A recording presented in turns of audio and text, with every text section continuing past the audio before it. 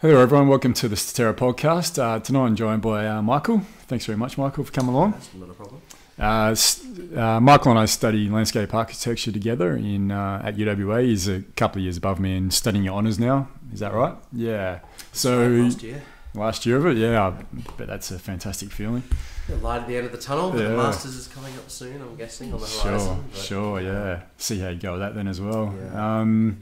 Tonight we thought we'd look at landscape and design, but also its uses within a society and a culture and how people reflect and integrate within a design environment. So, yeah, I thought, Michael, maybe if you can maybe just tell us a little bit about what you're doing now with your honours with that, and then we can go from there. Not a problem, Mill.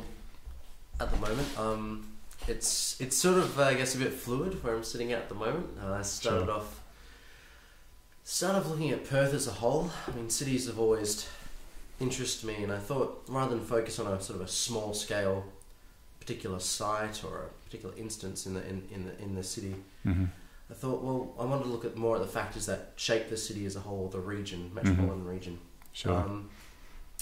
So for me, I started off, I think, with Christopher, looking at how natural and agricultural landscapes within the city region mm-hmm. manipulate its shape, or how have they or how haven't they, mm-hmm. and whether there's recourse for introducing them back into the city. Mm-hmm. Mm-hmm. So, I mean, I looked at the city, and I think we've all read Boomtown and Made in Australia by Weller, and we sort of look at the city and you look at the suburban sprawl of the city, and you think like it's not performing in an economically sensitive way, or an environmentally sensitive way, or a socially sensitive way. And no efficiency, really. There's no efficiency to it. And I thought, well, I mean, we're looking at this sprawl, we're looking at a city that's going to grow to, 4.3 million? Mm-hmm. I think the last figure I looked at was 7.7 million as the highest sort of figure from the Bureau of Statistics towards the end of the century. And we're about 2 million now, somewhere in there. Just under 2 million now. 7.7? 7.7. So you're looking at 86 years.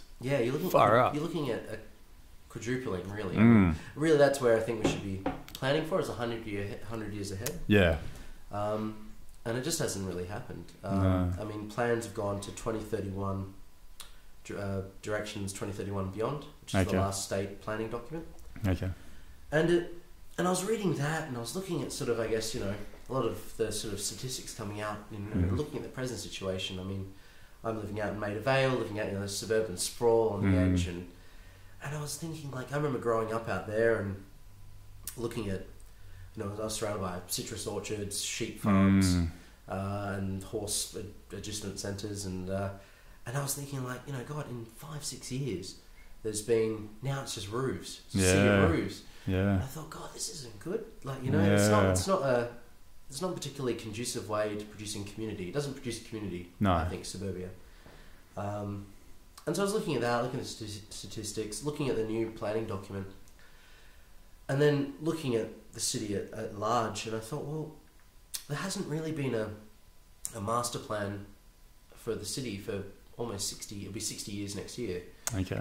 Stevenson Hepburn was the last planners to essentially lay down a cadastral map.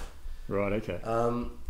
So I was looking at that. These are the kind of things that were going through my mind, sort of shaping up to my honours. Sort of wanted to do something big and aspirational, I think. And so I was looking at how this planning document, Directions 2031, essentially laid down a lot of pretty verbose kind of language about how it would tackle these problems, set it out. But essentially, it was only for 20. I mean, 2010 it was released, and 2031 was its sort of expiry date.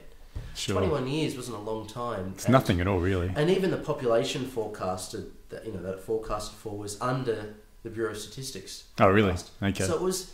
It's not even conservative. It's almost a backwards kind of plan. Yeah. And what worried me was that the language in it was just purely focused on urban as both problem and solution. So it was not much mention of natural landscapes or agricultural landscapes. Right.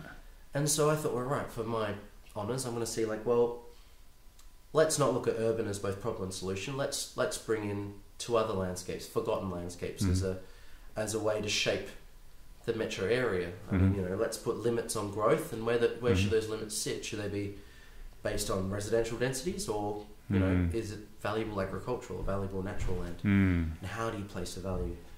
So for me, it was, I mean, it's a big, and I think as you know as well, starting at, you know, every Tom, Dick and Harry has a theory on how the city or morphology or urban form should be, or what should respond to. So that's sort of where I started taking off, and I thought, okay, cool. What would Perth look like if it reintegrated or revalued agricultural and natural landscapes? So I set off on that way, and I mean, that was a pretty broad sense to be looking at the city in. And I so essentially went down that more routes, and I was looking at more theories. I mean, James Corner's, you know, landscape urbanism. I mean, there was a few tenants. There was this Akiko Okabe is this Japanese, what I guess we call him, landscape urbanist. I wouldn't say that. I mean, that's kind of a dirty word. But he's essentially looking at how city spatial regions work. So he did a lot of work up in Amsterdam and Holland there, looking at where the limits should be drawn from the city, and where it should be clearly defined sort of green. He called them green, which meant agricultural and natural, but where the line should be drawn, what's valued and what's not valued, where do you draw the line? Because wherever you put that line around growth is essentially it's what's valued either side. So essentially, you know, if one side of the line's valued for being agricultural and one side's residential, that's where the line goes. But what determines that? What determines that value is really interesting. It would take I must think, like a myriad of things. You'd have to look at economy, geography, people's, you know, already their interest in a certain area as well. You know, it'd be a very hard thing to be able to put a finite amount on. I mean, you look at James' price point. I mean, this is out of the city now, but you look at an economic value. You know, for work. You know, I mean, and employing people is a big thing. I mean, definitely. People rely on their jobs and you know, and the economy. So you've got this economic, this sort of value placed on that land and what it can mean. But then there's also the spiritual value and the cultural value and the social value and the environmental value that goes on it. So it's where should it go? And what's really interested me in the past is the decisions that lead up to a certain thing, you know, to a certain placement, whether it's residential or, you know, Bold Park is, you know, natural or whatever. So I'd gone through there, and you know, all these kind of, you know, I've been reading up theories and looking at Thomas More's Utopia, and you know, and Francis Bacon's New Atlantis, and looking at these writings and going, oh, this is fantastic. But then, you know, so reality hits, and right, I've got 13 weeks. How am I going to bring that together to form a project? So.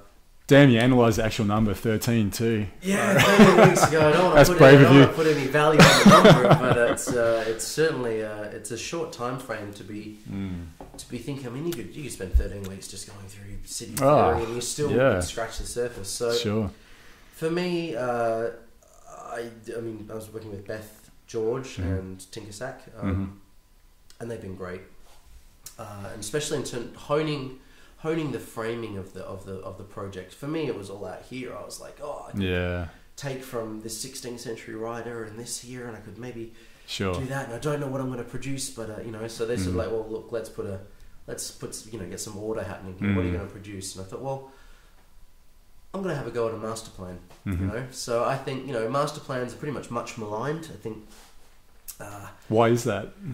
Well, I think a lot of people have been influenced by this sort of idea of landscape urbanism, and even planning more generally has tended to focus away from drawing a spatial plan. Two reasons really. Planning for Perth is not since the corridor plan, which was 70s sometime, mid 70s, and should know that one, but mid 70s. Essentially, that was the last sort of real spatial plan, so determining this is where residential goes, this is where natural or rural or wherever stays, and that stemmed from the Metropolitan Region Scheme, which is still in use. The scheme is there to be used in, you know, zoning land and sort of determining where development does or doesn't go ahead. But that's been continually amended So that's right. It's not really a form work. It's just essentially a working document. Yeah, bit of a guide. Yeah. It's sort of a guide that gets amended, and I'll put it there. And it hasn't been a particularly strong guide, which I'll sort of argue. I argued a fair bit, but not since the corridor plans, not since the mid-70s has there really been a cadastral spatial plan for the way in which Perth City, the region, metropolitan region, will look. Right, okay. But some have come along. Is that the problem, or just no one's really attempted really. to? I mean, the planning documents since have been there was Metroplan in the 90s, Network City, and even Corridor Plan was pretty weak, and then beyond 2031 and beyond. Okay. Directions 2031 and beyond. That was released, the last one in 2010. Right. But that essentially was what worried me was that there was no word. There was just all words. There was no spatial plan showing the public on how their city will look or where it's going. Right. Okay. And I think there's a lot of value in plans and a lot of value in mapping. Sure. Especially conceptual mapping. It's a way of representation that's very strong and that people can identify with. Sure. People can't identify with a planning document where it's just words. And that really. And that was sort of stimulating me as well. At one point, I think there needs to be a line drawn in the sand.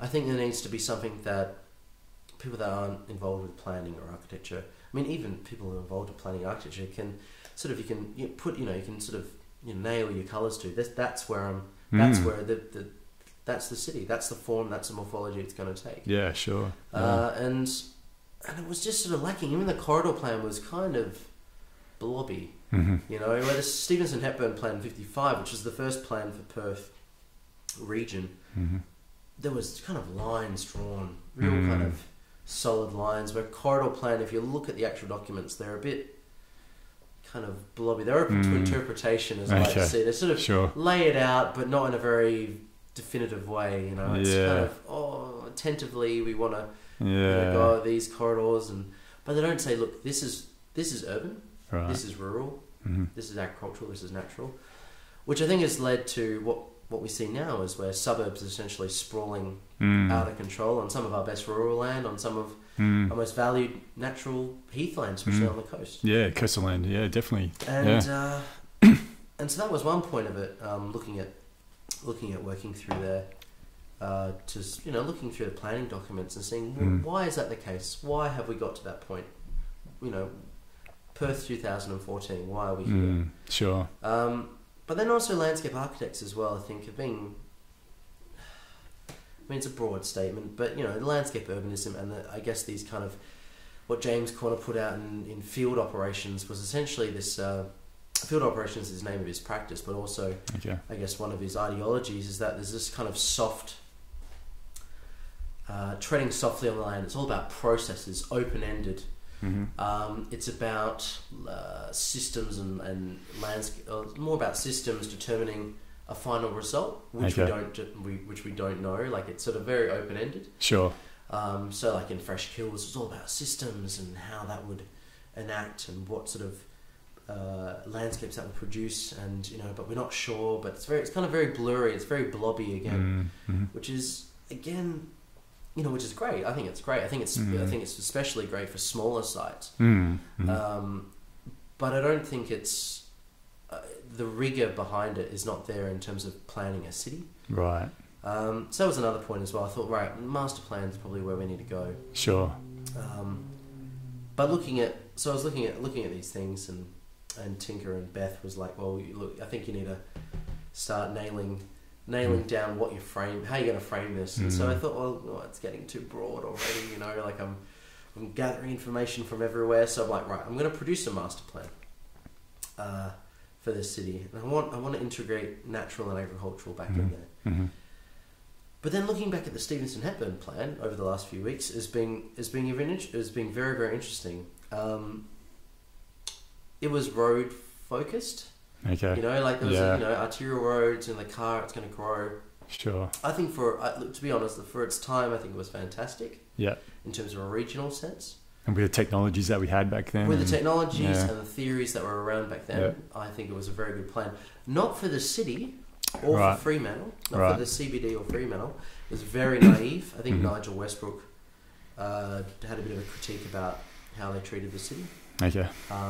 Ring roads, and it was naive, but that was the kind of time of experimentation with cars and cities and how they'll work together. Sure. But from a regional sense, what was really interesting and what was missing in the later planning documents from the corridor plan onwards was that a lot of reference was made to natural and agricultural landscapes. Was it really? Or Okay. resources. Yeah, it was absolutely. Right. And this idea of open space in terms of agricultural value, in terms of determining where development or residential development should occur, a huge amount of emphasis was placed on geology, so the soils of the region. Okay. Huge amount. There's 4 or 5 pages in there that was just solidly about soils. And it was really and carried through to the plan where development did occur. Okay. Which is hugely interesting. Relief, so contours, but drainage and natural landscapes.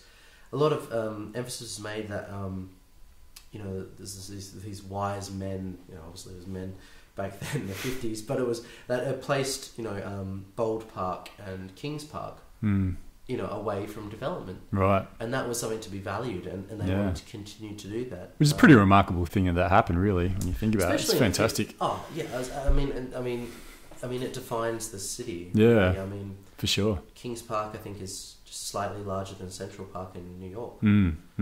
So if we were to continue to build up around that like a city, 5-6 stories around it, that would effectively be our Central Park. Yeah, right.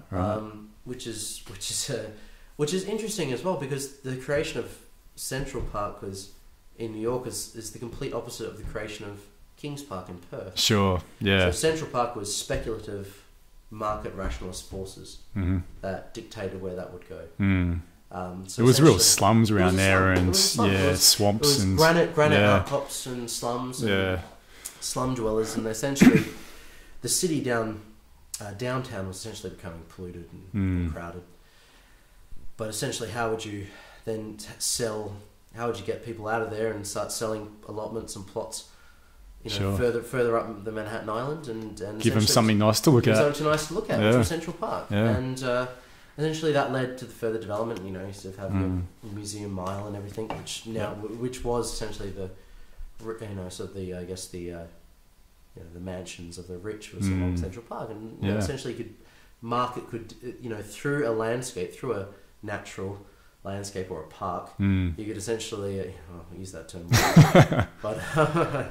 but essentially you could encourage development along its flanks. Yeah, sure. Kings Park was the opposite. It was about preserving natural bushland. Yeah. Anything but market rationalist stuff. Yeah. Essentially it was right next to the city. You could develop it really easily, and who knows, it could be another suburb. So do you think that would have just been economic forces then driving that decision then as well? Or was it just really some sort of Puritan notion of like, we've got to keep this and it's very important? I don't know. For me it was quite similar to Sydney as well. They kept a huge amount of the developable land as national park. Yeah. And I think it's interesting of the time. It was almost that kind of city beautiful.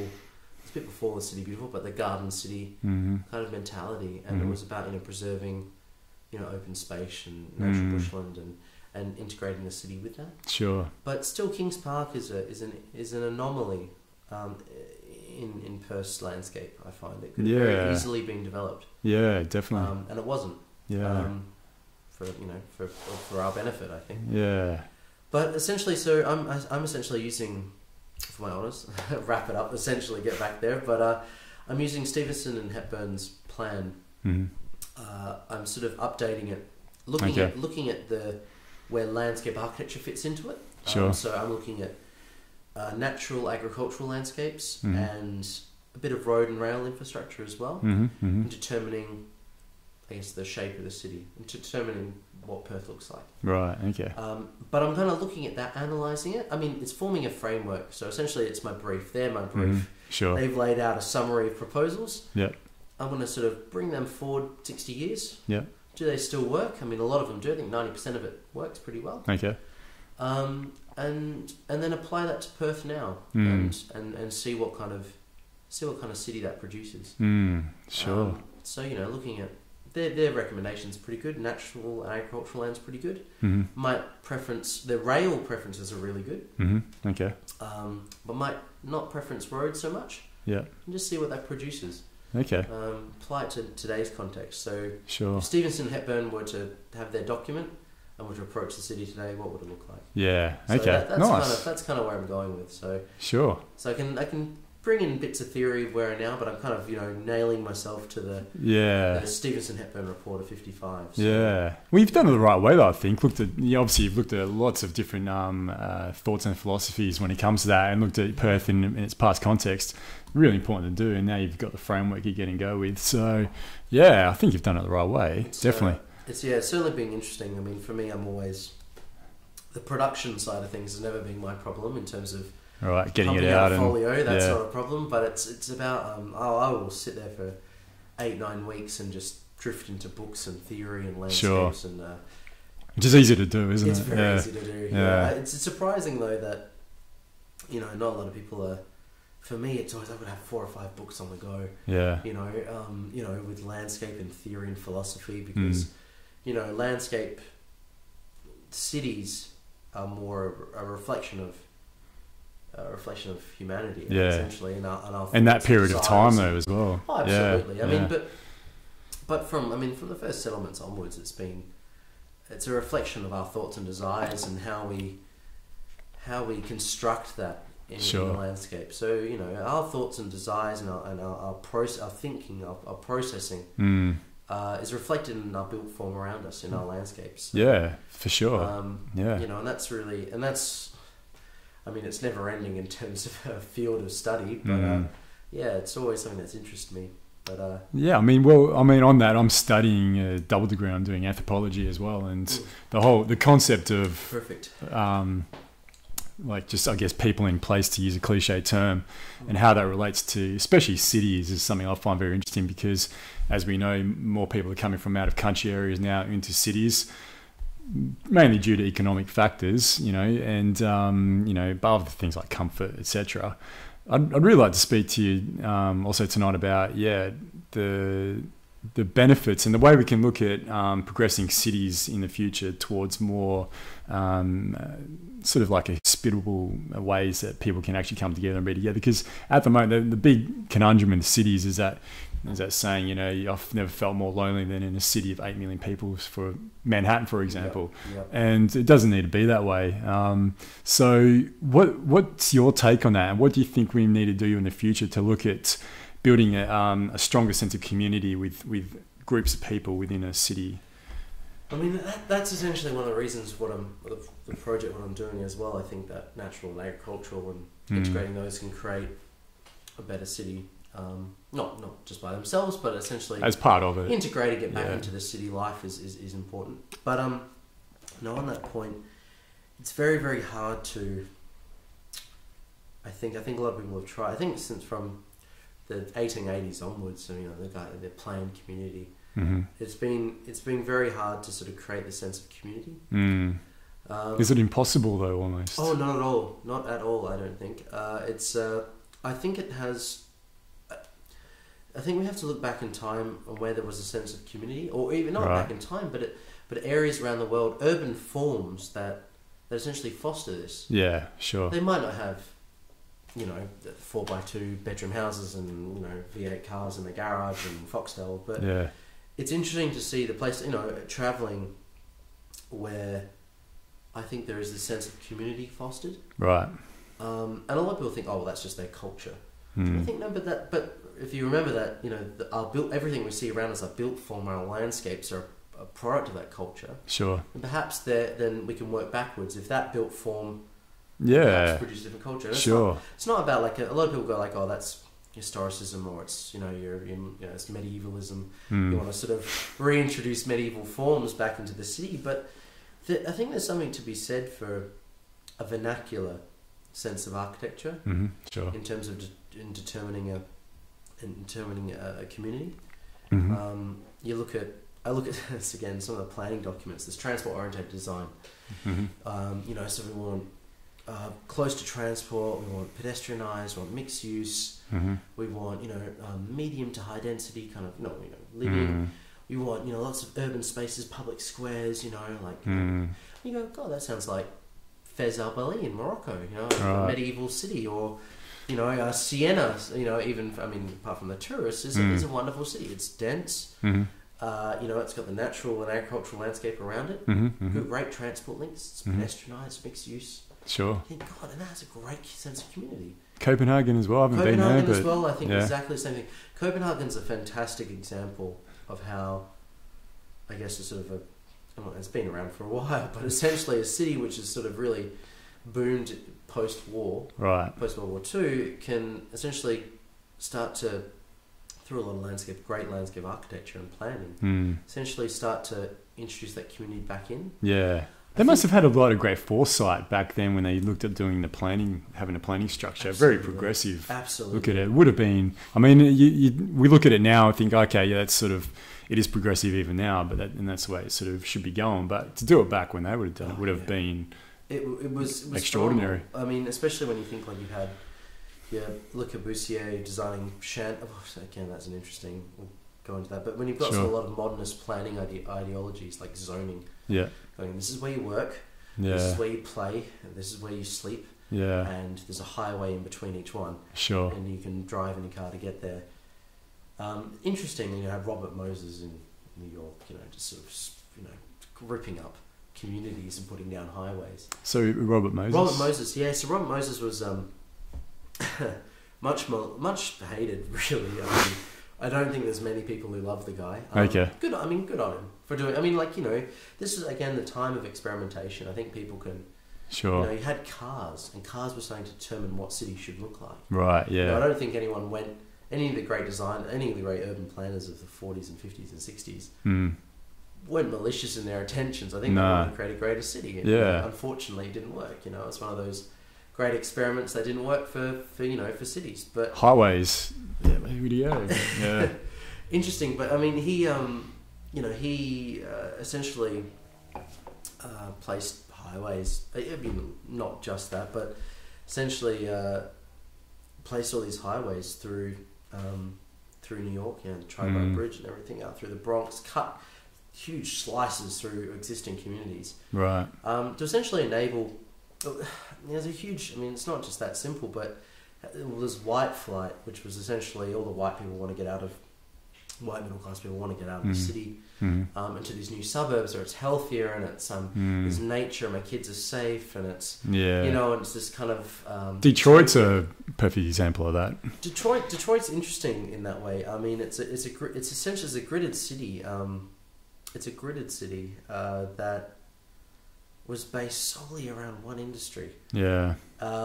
It's not an anomaly, but it's essentially it's a one horse town in terms of that's one horse town. I shouldn't say that, but it's a wrong analogy. But it was based solely around construction of it was industry, construction, automobiles, and steel.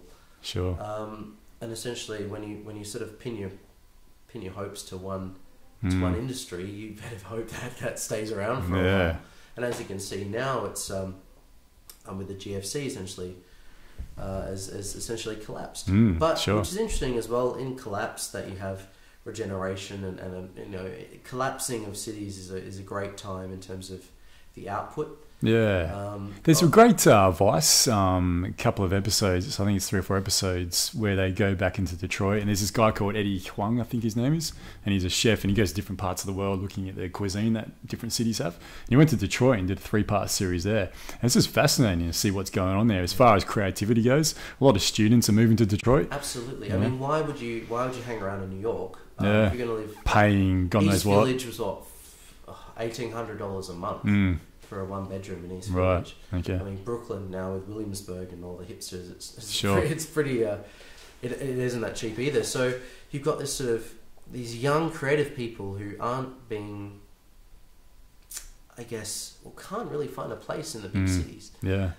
Moving to Detroit, and you're seeing that a lot of the vacant lots now as well are being turned over to agriculture and farming. It's fantastic. So all these young people are essentially putting their ideas down on the ground, which they can't do in New York or LA or Washington or. It's almost like a blank canvas they have there now. It is. It's like tabula rasa. It's they essentially it's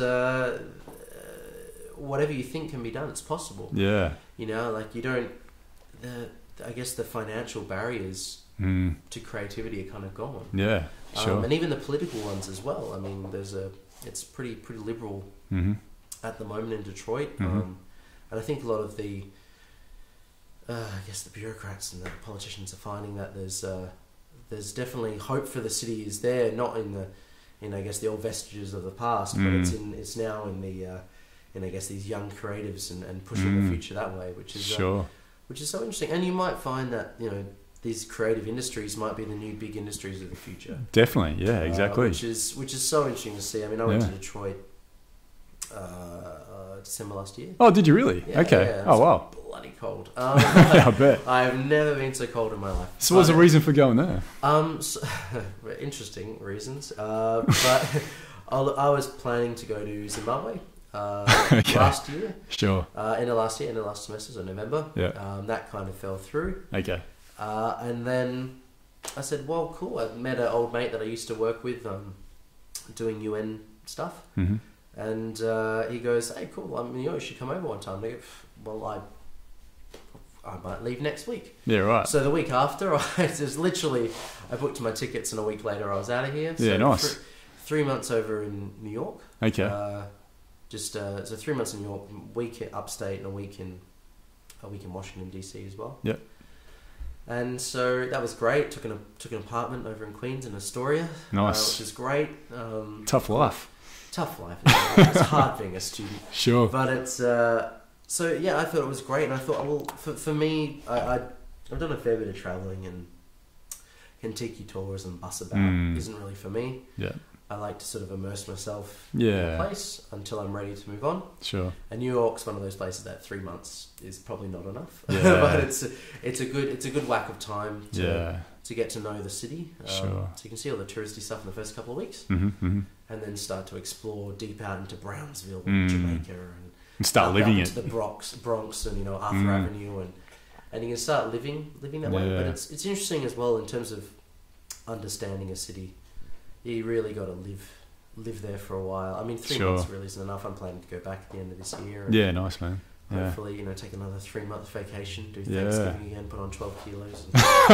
But it's the portion sizes are unbelievable. It's incredible, isn't it? The biggest pizza I've ever had was in New York. I still can't believe this. It was probably like half a diameter of this, like the radius. It was huge. Table, they certainly feed you pretty. 99-cent slices of pizza as well. Yeah. The devil's work, but and I love the wedge as well, like 1/3 pizza. Oh, man, you call it the wedge. You gonna go right at the wedge. I used to go out to Jackson Heights. So I mean, little Philippines. Oh, you get fed for $10. You're just eating everything. I mean, like I live for food. Sure. Live to eat rather than eat to live. And nice.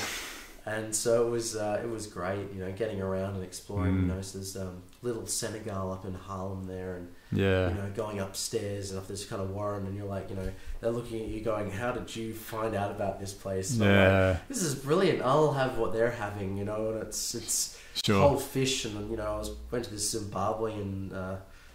It's more like someone's front room rather than a restaurant up in the Bronx, and having mopane, which are these sort of dried caterpillars, and it's brilliant, bring it on. But it's funny how cultures and community can find a niche in a city. Yeah, for sure. To bring it, to kind of bring it back is that you have all these.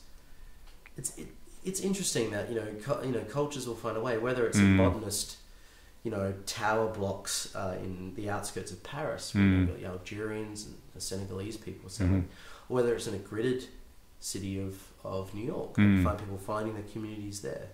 Or whether it's in Perth, where you've got curvilinear suburbs that up in Dianella, that's sort of a big Jewish community, or Vietnamese and Chinese and other communities as well. So I think it's funny. I've always had that debate with myself: does urban form create community, or can community just adapt to what's there? It's a really interesting way. I mean, we always talk about planners and landscape architects and architects, always, it's that old joke, what's the difference between God and an architect? I actually haven't heard that one. You have to tell me. God doesn't think he's an architect. So it's, so I think there's an element of being able to sort of oh, we can go, we sort of, zap, and, there's community, and there's, Yeah. play space, and there's where people will feel good.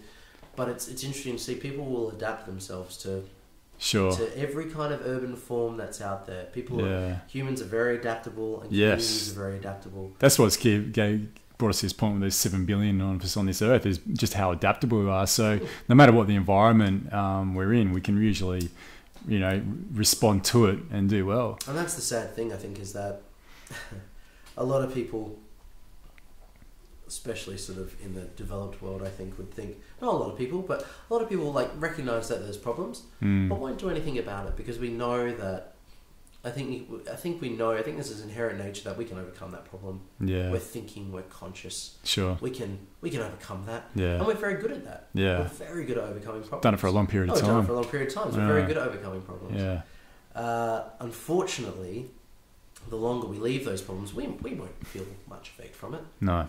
But it's the other 90% of humanity that probably will. Yeah, sure. The other 90% that aren't, in that position where they can sort of make judgment on whether they'll recycle or not. It's not whether I'll go out for dinner tonight or not, or have a beer. Or all the easy stuff we just take for granted a lot of the time. Easy stuff we take for granted. And I think that, for me, from a moral standpoint, is that if we have the means, we don't have to sort of reduce our sort of standard of living or anything like that, I think, but we just have to sort of create, how can we put it, create a lead by example, essentially. That's what I want to do. Create a community, create systems that aren't purging the earth of this, or destroying the environment in certain ways, or socially or economically. I mean, a lot of our goods are, a good friend of mine works for Walk Free, which is a anti-slavery organisation, and the amount of people that are in forced labour to service our needs is unbelievable. And I think that's something from everyone in our position. We don't have to sort of reduce our standard of living. We can still go out to a nice bar and all that. But I think the choices that we make have to sort of start to reflect a greater sense. Sure. Not just live within our own circle, but start to think a bit beyond that. We're starting to become more conscious of it, I think. Like with, the world really is becoming smaller, and with the development of, especially, the internet is a great example of being able to really allow people to understand what's going on in other parts of the world. Absolutely. Whereas before, think about, say, our grandparents' generation, they never really had any knowledge or ability to understand what was happening on the other side of the world. And we had this massive sort of increase in consumerism after World War II, which then led to, with the capitalist structure that we have as well, to lead to like cities being developed in poorer parts of the world that were they're facilitated just for pumping out shit, really. Yeah, essentially. So we could buy stuff we don't need. Absolutely. And for a long period of time, for, 2 or 3 decades, we were just, sort of none the wiser to it. But now over the last 10, 15, 20 years, we're starting to become really, okay, that's what's going on. Cheap travel always helps. Cheap travel. Cheap travel is... we're very fortunate to live in these times of travel too. Cheap travel. I mean, those £5, was it fueling, and what's the other one? Ryanair flights, Gatwick to Lisbon and Paris. And, they're brilliant. But it's interesting to see now that, talking of cities, our hinterland now isn't 2 Rocks to Mandurah to 2J. Where we draw resources from is no longer that. That's what cities always were. Sure. Back then they had agricultural hinterland, and further and further and further. In the Industrial Revolution, this idea of like transport networks and technologies could bring in resources from further afield. This allows cities to grow. Yeah. So London could only have grown because it could have the trade through faster shipping, clippers, coming from England or whatever, or the railways linking it with the coal producing north and whatever. So allow cities to grow. But now that we're at a point that this idea of globalization is that our hinterland isn't so much physical. Our hinterland now is the rest of the world. Yeah, exactly. We can draw resources from everywhere. Yeah. Now, for me, before that time, you could see your hinterland essentially. So if you're in London, 1860s, you could see, right, this is where we're grabbing resources from. And you had a lot of people concerned with the social welfare of the people that lived within cities. So they could see that, look, you had the poorer classes something that must be done, you know, et cetera, et cetera. And that's when photography really started getting prevalent too, in the 1860s to 1880s, and that became more like we've got the internet now. Photography was, in that period of time, was a way that there's more social development with that. Absolutely. I mean, you know, pictures, you know, cliche, you know, picture says 1,000 words, but it's a great way of putting a face to a name. Yeah, I mean, for sure. It's not an Armenian genocide of 2 million people. Yeah. It's, you know, oh God, this is what it looks like. Yeah, sure. You know, I can't, and if it keeps coming at you, you know, you can't sort of be separated from that, which is a great thing. But it's interesting to see that now, you know, we have this global, you know, back now, before our hinterland was kind of the extent of our city, any changes that we want to enact, we'd enact within that hinterland. Now our hinterland is global. Our resources, our products, things that are manufactured for us aren't made in, you know, don't come from, you know, Bob down the road. Don't come from, you know, the swales up near Wanneroo anymore. Sure. You know, that comes from Mongolia. I saw green beans from Mongolia the other day. Oh, really? Okay. God help me. Damn. Yeah. Wow. We don't really have that necessity. Just quickly on that, we don't really have a necessity for that. But like, I was just in Switzerland a couple of months ago, and obviously it's a mountainous country. They don't really have much room for agriculture. So most of the fruit and vegetables were from, you know, Africa and France and Italy and those sort of areas. But there's definitely a difference in the quality of. I mean, we're fairly lucky, I think, in Perth too. We get a lot of our produce still from here. We should do at least anyway. But in parts of the world, it's just not an option. It's not an option. I mean, I think we live this kind of, it's like this 24/7 news cycle. It's this kind of, whatever you want, you can get it. Like, you can get tomatoes in July or January. And sure. Like, you know, I think people definitely need to move. If we are going to be sustainable, again, that word, which is being bantied, you know, it's being overused so much, sustainable now. Sustainable for me means just good enough. Yeah. Because that's what it means. It's just good enough. Just to keep it going. That's sustainable. Yeah, you're right. That's not for me. It's design needs to go well beyond that. Yeah, definitely, man. You're spot on. It needs to be regenerative. Yeah.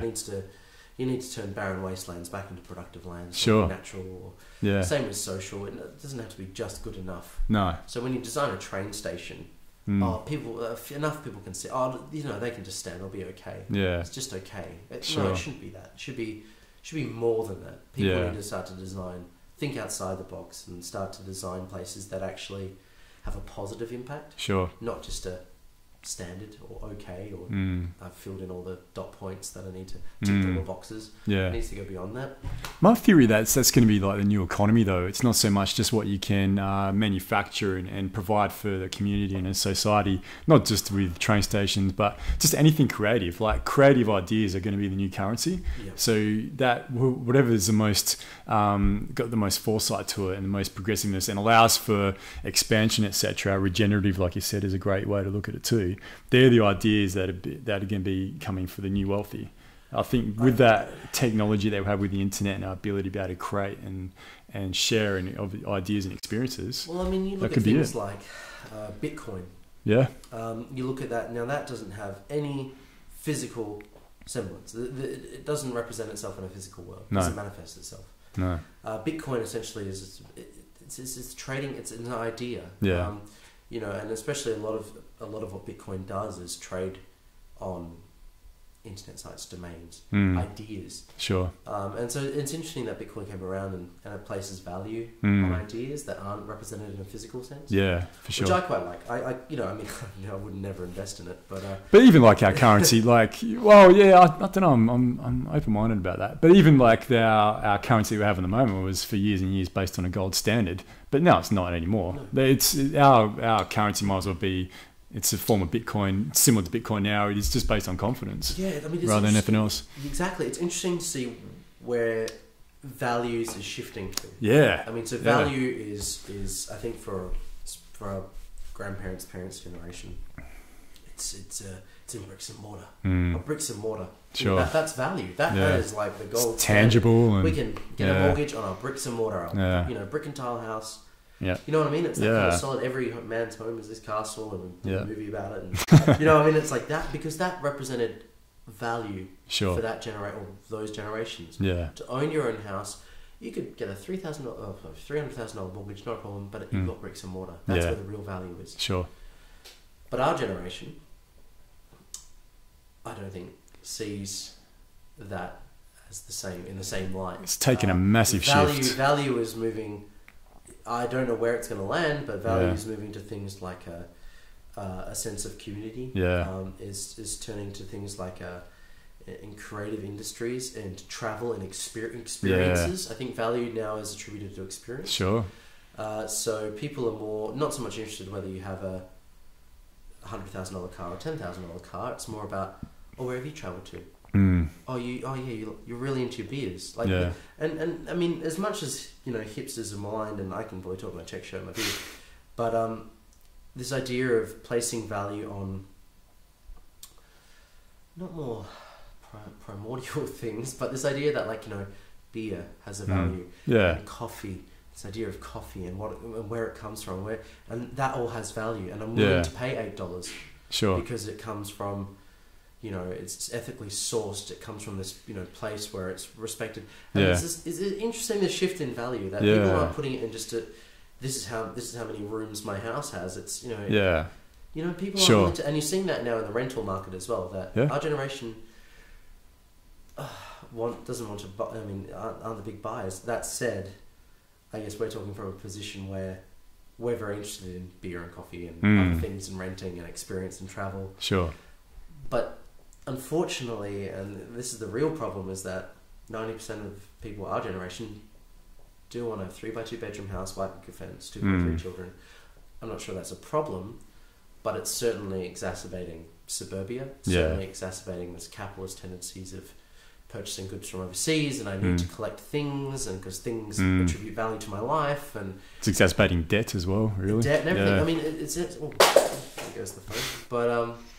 But it's interesting in how that I'm always conscious of the fact that I talk from a period where I put value on experience or experiences. Sure.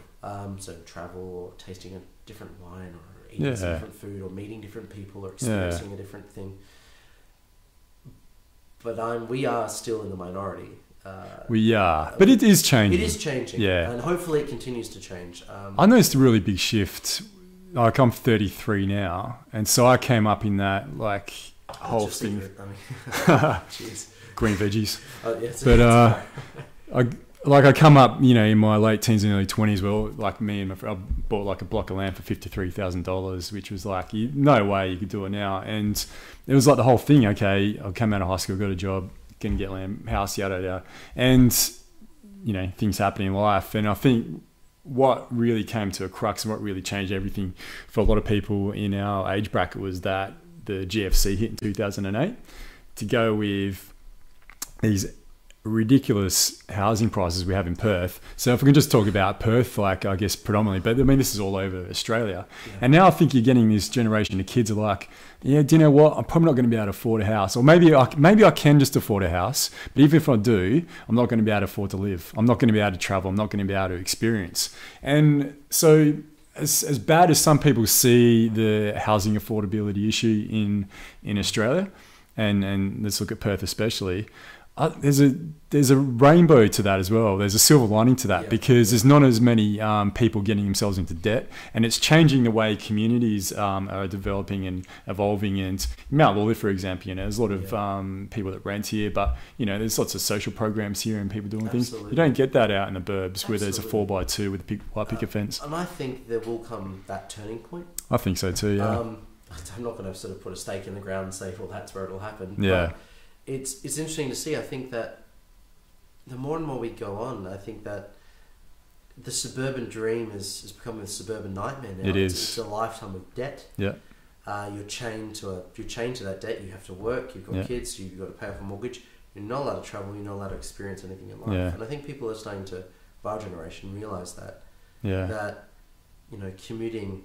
I mean, we're living in a city where increasingly a 4-hour commuting pattern, commuting pattern, is going to be the norm. That freeway is ridiculous now. I mean, it's ridiculous. I mean, the fact that we're selling. I mean, God, I can't even name you some of the suburbs, but even out past Alkimos, the fact that most of those people will not catch the train when it does eventually come. Yeah.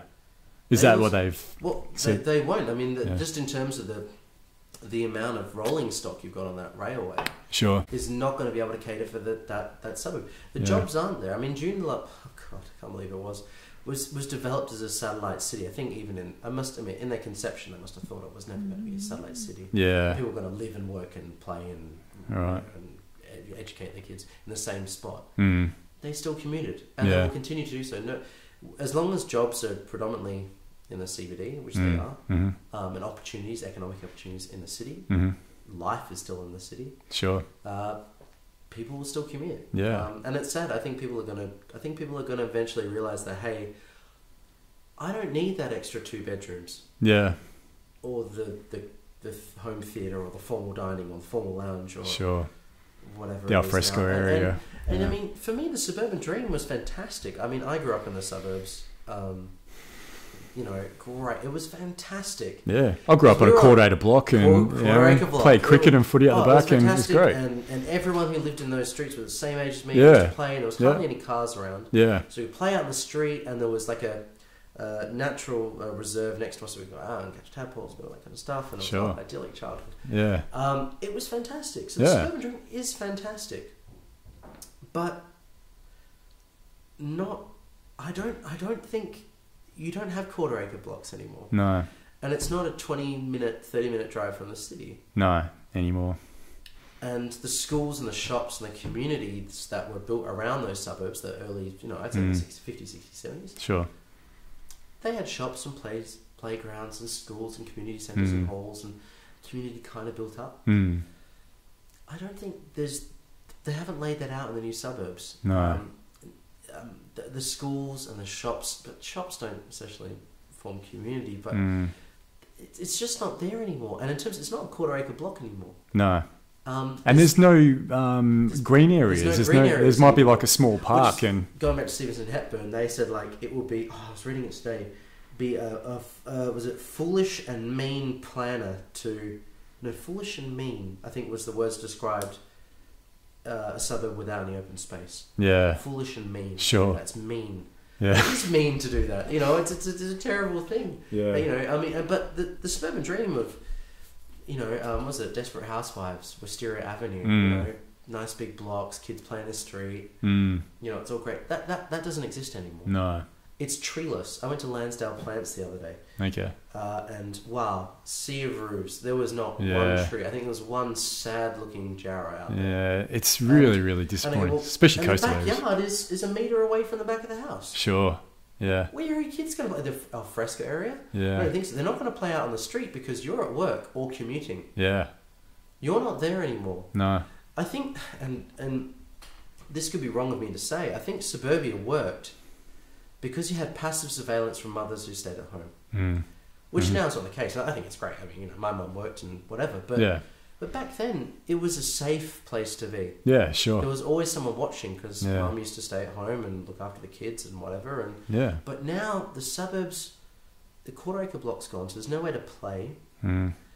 Parents are working. People now are working longer hours. They're commuting longer hours. So they're not there at home when the kids come home. There's no one at home because both parents are working. Yeah. I'm not saying that mum should stay at home. Quite the opposite. I think the urban form should change so that both parents can work. To be able to facilitate that. Yeah, absolutely. Definitely. Absolutely. Yeah. But yeah, so you haven't got anyone there now. There's no room to play. There's no green space or trees to climb. And there's no one to watch. So they're very, very unsafe places for kids to grow. I mean, people think that I'm going to grow, get married and have some kids out in the burbs, and that's probably safer off in a 2-bedroom flat in Perth. Definitely, with more available to them as well. We got better schools. Yeah. Which I shouldn't say that, but you've got more open space. You've got Langley. Well, let's say you're going to get let's say you're out in Inglewood. Parents work in the city. Well, look, now you're in a 2-bedroom flat, but hey, there's room around the flat. There's other people that you can make friends with in that building. Sure. They can make things. You've got good schools around you, lots of open space. You've got transport links in the city with great bus routes and great train routes. Plenty of trees around. Yeah. Good school. Then you've got cafes, shops. You got you've got community groups happening. And I go like, you've got that. Sure. You know, so, and for me, for roughly the same price, like $400,000, you can probably get a 2x1 out Bedford, Inglewood. Sure, somewhere in there. Bayswater way. Yep.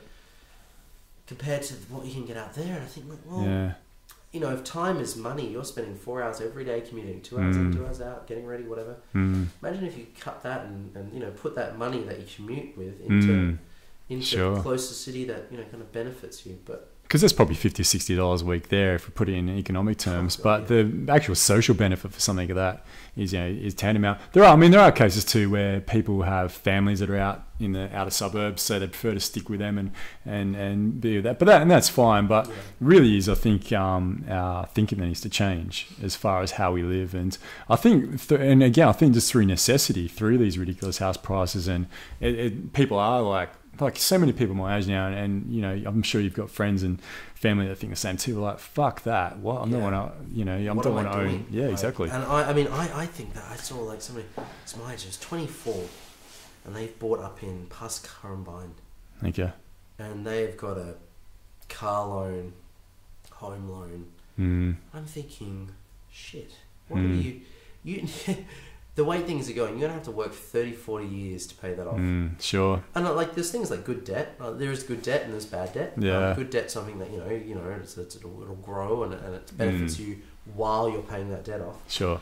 But also we're seeing the superfluous of that though as well, aren't we? Because bricks and mortar aren't necessarily good debt anymore. Yeah, they're essentially not that nest egg they used to be. No.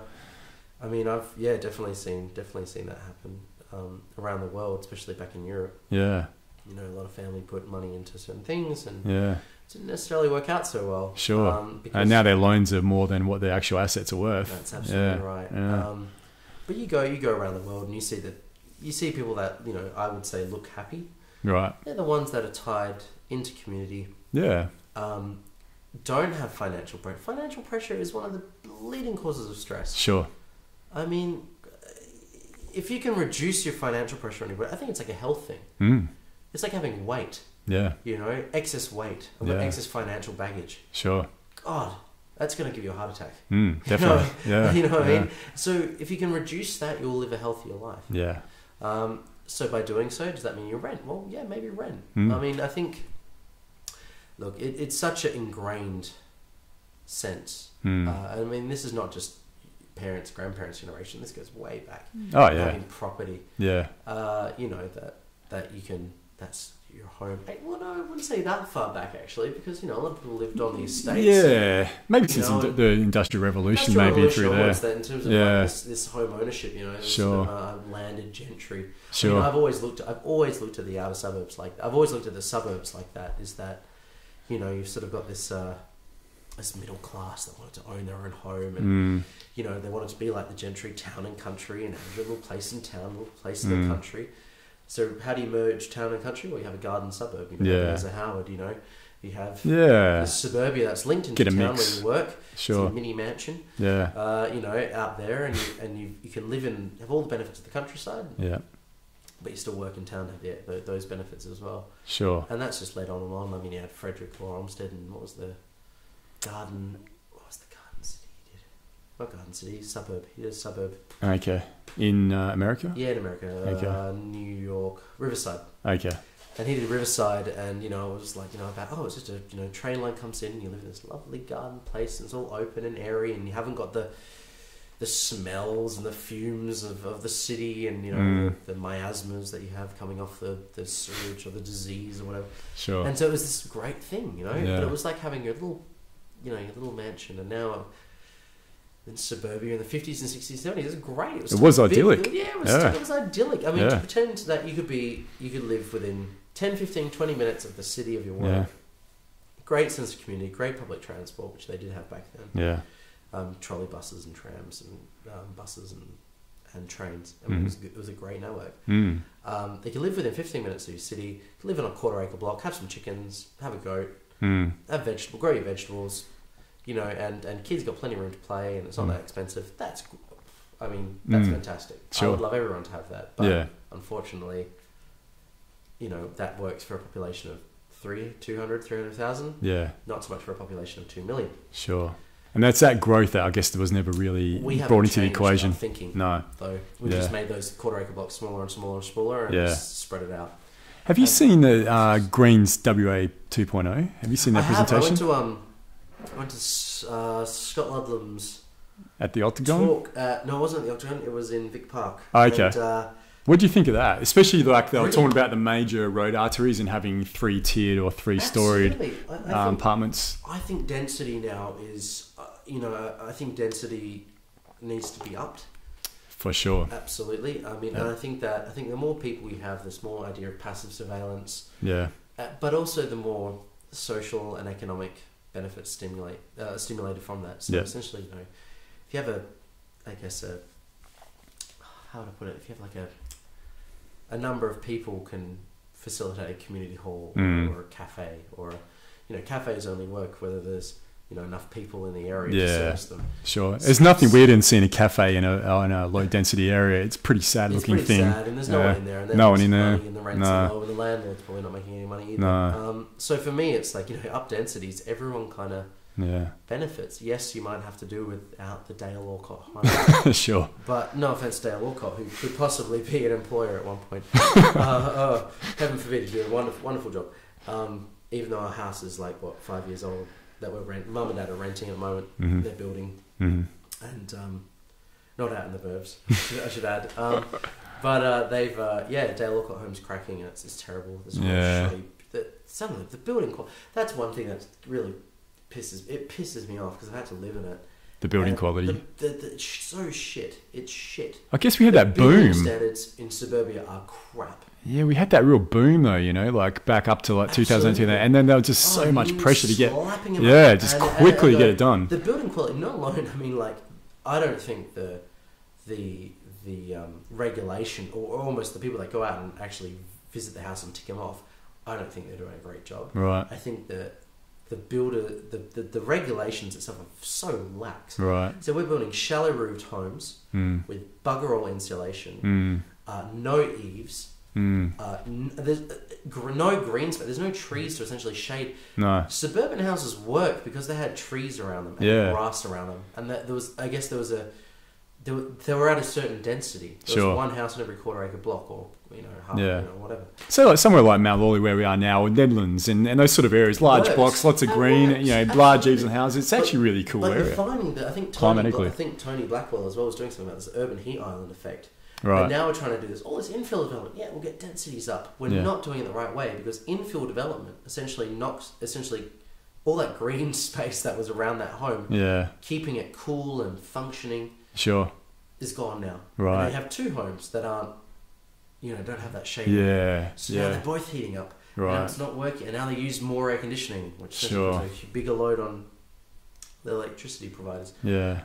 So it doesn't work. I mean, they're just so crappily designed. Yeah. Which really, it pisses me off. I think. But from the other point of view, that's what people want. And if people look at a Dale Orcott home, I want a Dale Orcott home. He'll keep building. If you're doing something well, if it's my business and I'm selling something, and people are loving it, I'm making great money, and it's putting, feathering my pocket, I will probably continue to do so. You're not going to try and reinvent the wheel for a maybe. I said, look, I've worked for, let's say in a bar, we got a bottle of wine that just sells so well. It's got a great margin on it. We make lots of money out of it. It's fantastic. Customers are happy. We're happy. Everything's easy. It's easy to put up. Yeah. It's easy. There's the wine. Easy to do. And everyone's happy. I make money. You're happy and enjoying it. It's cheap. Good profit margin. It's easy to do. You don't have to go out researching other products or do stuff. It's just there. Just tick a box. Yeah, it's great. Sure. So it works for everyone. So I can see if we translate that to the suburban housing market. Well, yeah, I can absolutely see that point. If there's demand there, want it. Unfortunately, it's how do you get that demand to sort of shift from a 3x2 to an apartment in the city? Yeah. How do you facilitate that? And again, back to my thesis, I don't think planning's caught up. No, at all. It's going to really take the planning, and the people will come. That whole thing of if you build it, people will come. It's so true. I'd love them to come in the next five years. It'd be great. Yeah. Not 2030. No. Because by that time, it's just going to be an absolute shitstorm. Shitstorm is probably the best word. Yeah, it's how do you clean up the mess out there? Yeah.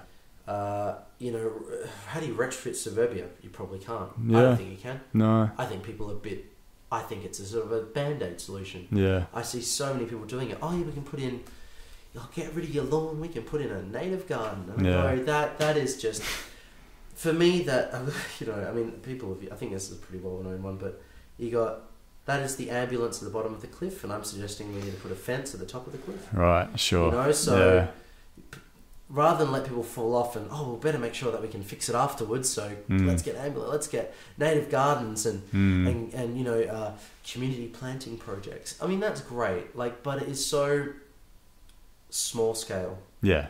What needs doing is a lot larger. Effective. Yeah. You know, really, it's, you know, like, was it farting in a hurricane? Sure. I mean, you know, what's it going to do, really? Sure. I mean, green walls, green roofs, you know, a native garden here, la la. I said, you tell me the kind of bandicoot that's going to live on someone's 3x4 meter verge, or, you know, verge garden. Sure. You know, it's not going to happen. By roads and roofs and fences.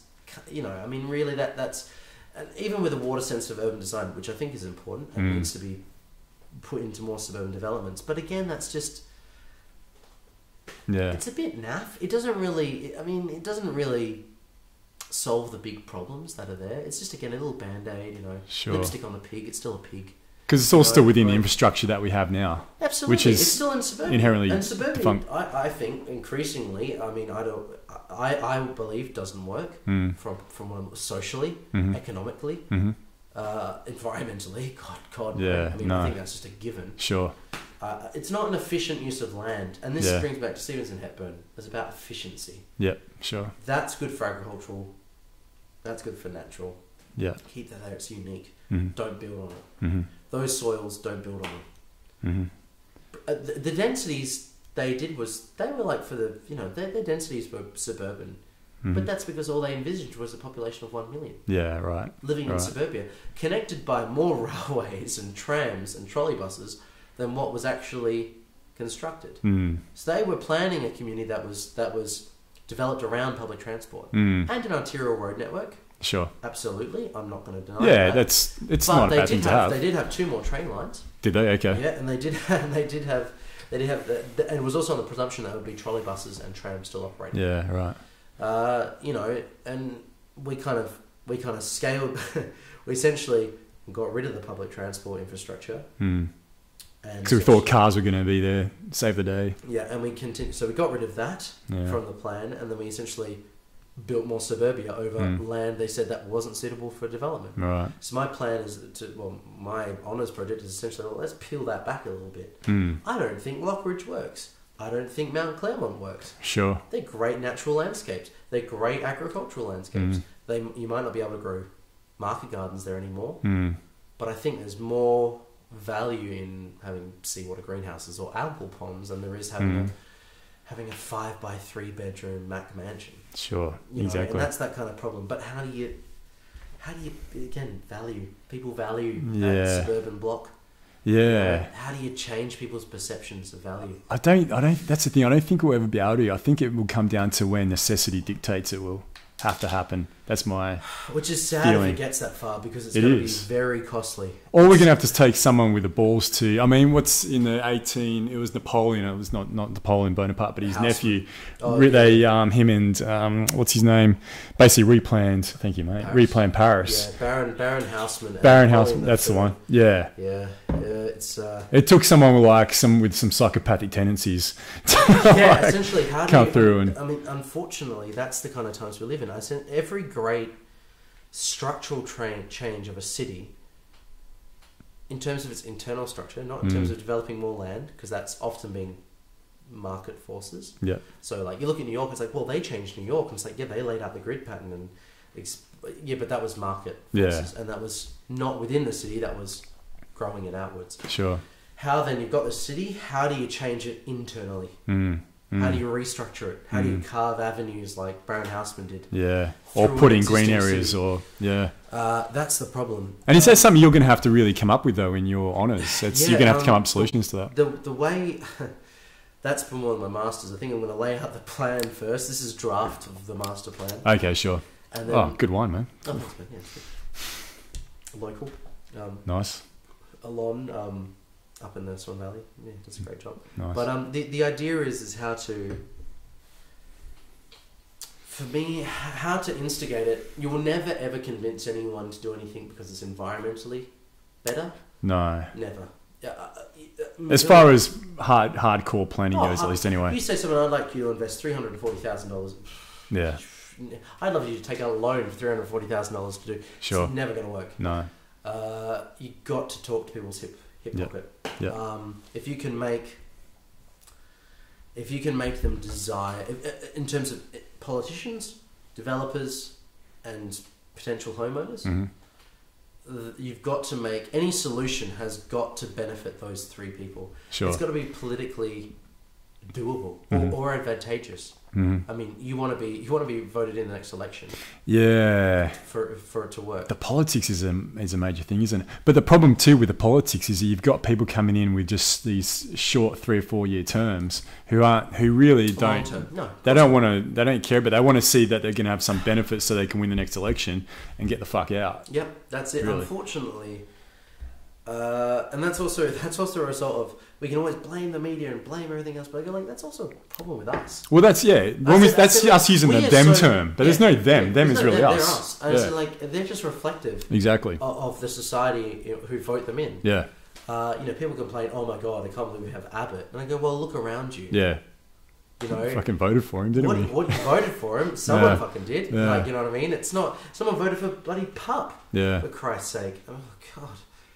Make you weep. Having said that, I only know 2 people who voted for Abbott. It's getting a little bit off track, so it makes me wonder. Again, see, we're preaching to the converted. Yeah. Right? Hello to all the right wingers out there. Yeah. So like the three. If you are a right winger and you have stumbled on this podcast, then please stay tuned. Yes. Because it might change your world. But it's interesting to see that I'm really careful, and I actually go out of my way not to. It's so easy to preach to converted or to talk to landscape architects or to talk to this sort of inner urban. Let's call it for what it is. We are inner urban, well educated. We're not yuppies anymore, but we're hipsters. That's what we are. But that's great, and we can go like, the suburbs, and like it's so easy to do that. Unfortunately, I'm very much like that. Yeah, sit on our ivory towers here in the. Oh god, they're drinking like Matt Cafe. I drink poison. Like, but it's that's not helping. No, that's not helping. No, Yeah, you're dead right there. We need to sort of, I guess, sort of grow and sort of spread. Why did the coalition get elected? What was their branding strategy? So for me, a lot of landscape architecture is really interesting and it interests me, but more so is the idea is landscape architecture is ideas writ large, ideas in the physical world. That's what they are. These are my ideas. They're there. But what I love is this idea that like, okay, cool, that's great, but I've got bigger ideas than just a small park or a verge or whatever, a small development. So how do people get these how do people get big ideas across, and how do they get the public on side? Well, let's look at the coalition. They do it very well. Palmer does it fantastically well. Sure. He does it so well. Yeah. He targets that kind of middle Australia, if you want to call it that. Targets their fears though. So well. That's the thing I've found. Unfortunately, in a way that's. It's fears, but with a handout, or fears with a promise. Yeah. So, oh my god! Look, here's this horrible thing, but I'll protect you. Yeah, I'm your big brother here. I'll look after you. Oh my god! Starvation's on the horizon. Here's a cookie. Yeah, sure. And he's very good at doing that. Which a lot of it's just created, and a lot of governments do that around the world. Fear is absolutely created. Yeah. Cities, fear control. Paris, Baron Haussmann. Let's go back there. You had the Paris uprisings. What was the name of them? Yeah. Paris Commune? Yeah, something like that. 1880s, so essentially the students uprising, whatever. And essentially, to control the city, which was medieval, it was all twists and turns and little, little hovels and which I love, and that's something I think we should get back to. But back then probably would have been pretty shitty at that time. Back then it was pretty shitty because you didn't have sanitation and internet and electricity and fresh water and everything, so it was terrible. It was terrible. Yeah. So what do? How do you get you... So, like, they spent like 2 or 3 years fighting in the city. They couldn't quell it. The army couldn't quell it. So what do? You drive big boulevards, big open boulevards in the city. Sure. But that's really expensive. So how do you pay for it? Well, you say you'll sell all that land opposite the boulevards to developers. Yeah. To develop it, and the bourgeois buys into it. And turn to prime real estate. Prime real estate. Yeah. Hey, cool. So Central Park. Yeah.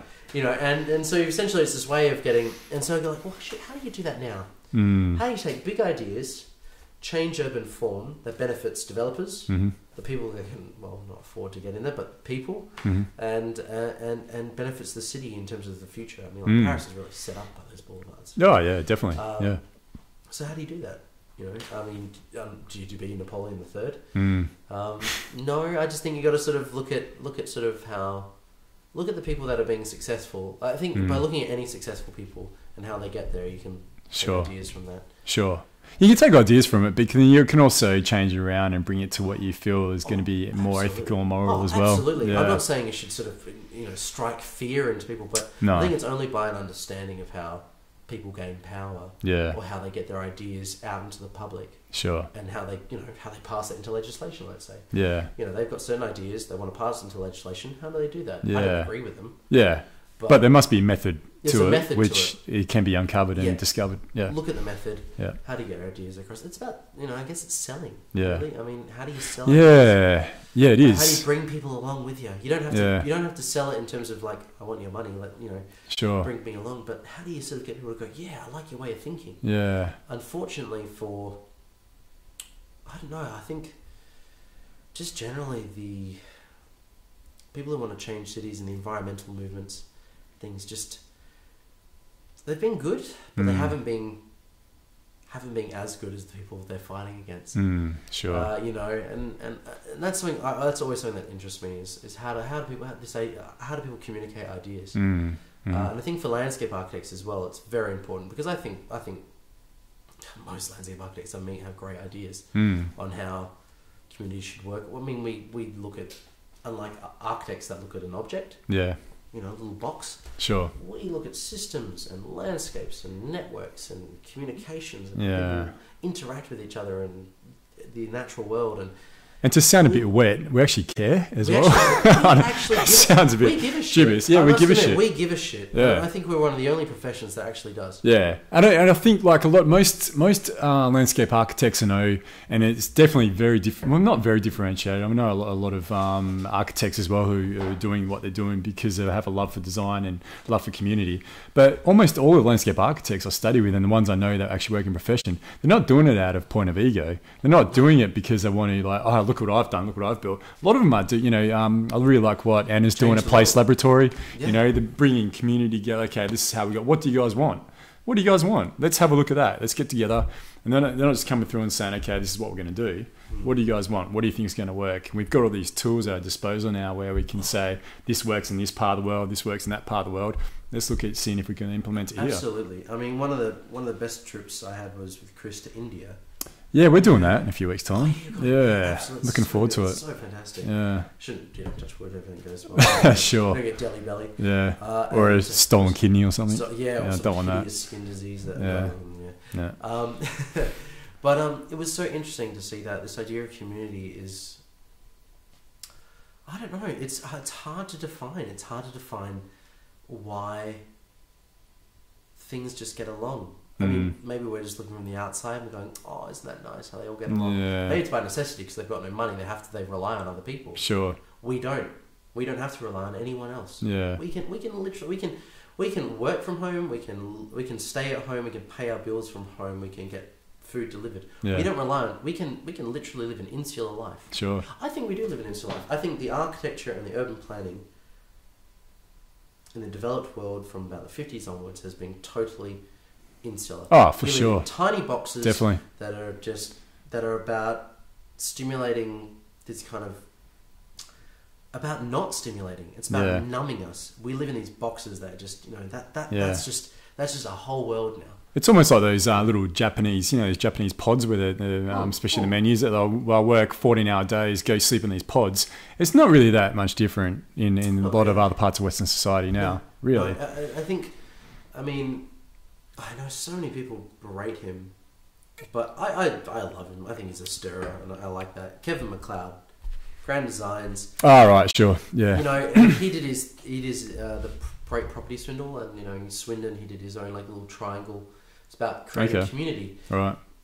I recommend to people to watch it. And it's just interesting to see. It's like, Kevin McLeod is his television media personality. Screw him. But it's interesting to see how someone from a design background, tries to create a community in the real world, and literally builds out, tries to do it, puts his own money out, and all the kind of, all the hurdles. Sure. I think it's a great one to watch, because you can sit and read about theory or what happened in 18th century Paris or what. You can do that. Anyone can do that. But it's actually good to watch someone put their own money on the line and see what becomes of it, what challenges happen, what failures he has, what successes he has. Sort of similar to Jamie Oliver did with his whole food revolution thing, Yeah. These people are great. If we could just have a landscape revolution, that would be great. But we just need someone with a moolah to come through and say, okay. Yeah, unfortunately, it's easier to pop out £6 meals than it is to pop out, £400,000 houses. Sure. That's the problem. It's just that the capital there to enact change is very, very hard. But that housing thing too, that's another thing that's starting to become very prevalent amongst my friends, is a lot of us are looking at alternative building methods. We're looking at even things like earth ships and what we can do with that. And I'd say, I've got a place down in Rockingham. I've got an investment property down there. I don't think I'll ever live there. I don't think I'll probably ever buy a house again, a proper what we'd say is a generic house. I'd much rather buy, or I should say, build something that's a hay built with clay or earth ships or something like that, and that's becoming more and more widely available to us as well. So I think that's going to be a real shift in direction in the future. A good friend of mine, actually, he just started working for this company that do eco-form residential homes. So it's basically these formed homes or formed walls. They go together in 4 days. So, and they're actual proper residential homes, and they're actually doing a 3-story development soon as well. So there's a bit more work involved in actually preparing it compared to just a brick. But once they do, it's these laminated foam panels. They just go together. You pour the concrete in? Is that? They have a C channel going along the ground, and then the panels just fit into that C channel, and then there's rebar coming through the top, and then they have like a lintel going across the top, and they just nut it down with washers at the top, and that's it. It's so basic. And then they just use conventional roofing materials. But things like that, and I think it's going to become exponential. The growth in those sort of progressive designs is going to become exponential. I really think the days of brick and mortar are going to be sort of start to slow right off and then die out. Maybe another 20 years, 50 years, who knows? Yeah. But that's the thing, I think. But again, I love these technologies. They're not new even. It's nothing new about it. There's nothing new about prefab housing. No. That's the thing. There's nothing new about it. There's nothing new about modular. No. We like to think it's new. But, if there's something that, doing the design teaches me is that there's nothing as a new idea. There's no new ideas, really. Have you seen there's a Grand Design with that lady I think she's in Claremont, the Grand Design Australia. They're doing an episode. I watched the advert for it yesterday. I'll send it to you. But she's an architect. She lives in Claremont, I think it was. She's designing a home where the rooms are all modular, so that all the rooms move around. They shift around, depending on the season. Yeah. It's a fantastic idea. What's that? It's still a house. And that's true. Still needs room for that house, and if you've got 4 million people, that house has to go on a bit of land. Yeah. 200 kilometers north of us. Sure. Which is the problem, you know what I mean? Yeah. So it's like that's where I love these technologies. I love to use them. I love to play with them. They're great for retrofitting. Yeah. But so what do you think about satellite cities then, and the use of satellite cities? We spoke about Lancelin and June Lap, but Lancelin I think was going to be one as well, wasn't it? Was one point stage is that it never will be. Yeah. I think post-war London did satellite cities. Right. Never worked. Didn't really work out. I Yeah. think he had Milton Keynes. But don't quote me. Yeah. No, I went there Milton Keynes recently. was supposed to be a satellite city. Yeah, it as far was. as I'm concerned. Yeah. I couldn't say it really worked. Again, though, the intentions were so fantastic. Sure. I think it's so easy to sort of, and like I've done tonight as well, lambast people for it's not working, and Robert Moses was an idiot, and he goes, it wasn't an idiot. Like, I went and saw in Milton Keynes, I went and saw the original architect's drawings of what they thought it was going to be. Right. Oh, and you know how you've got like all the subterranean sort of underpasses and everything. Oh, they were tiled, and there's women with strollers meeting and guys having a chat and a cigarette. Yeah. It was this wonderful utopian place. Sure. That they thought they were creating. Yeah. Same thing in Perth. People think, I think people, the intentions are good. I don't think people are out there to be malicious or create an environment that isn't good. I don't think people are creating bad environments or wanting to. Unfortunately, that sometimes things are too big to see. Yeah. In terms of so if we look at the whole metropolitan region as a whole, and you think, oh God, right now things need to change. That can't go there. But if you're 22 buying a house, you don't think like that. No. And no, you should never be expected to. Mm-hmm. It's up to us and urban planners and developers and politicians, and I guess a part of the community as well to sort of get behind and start to change that. I don't think the city's really prepared. I think this city will grow to 10 million by the end of the century. Okay. Yeah.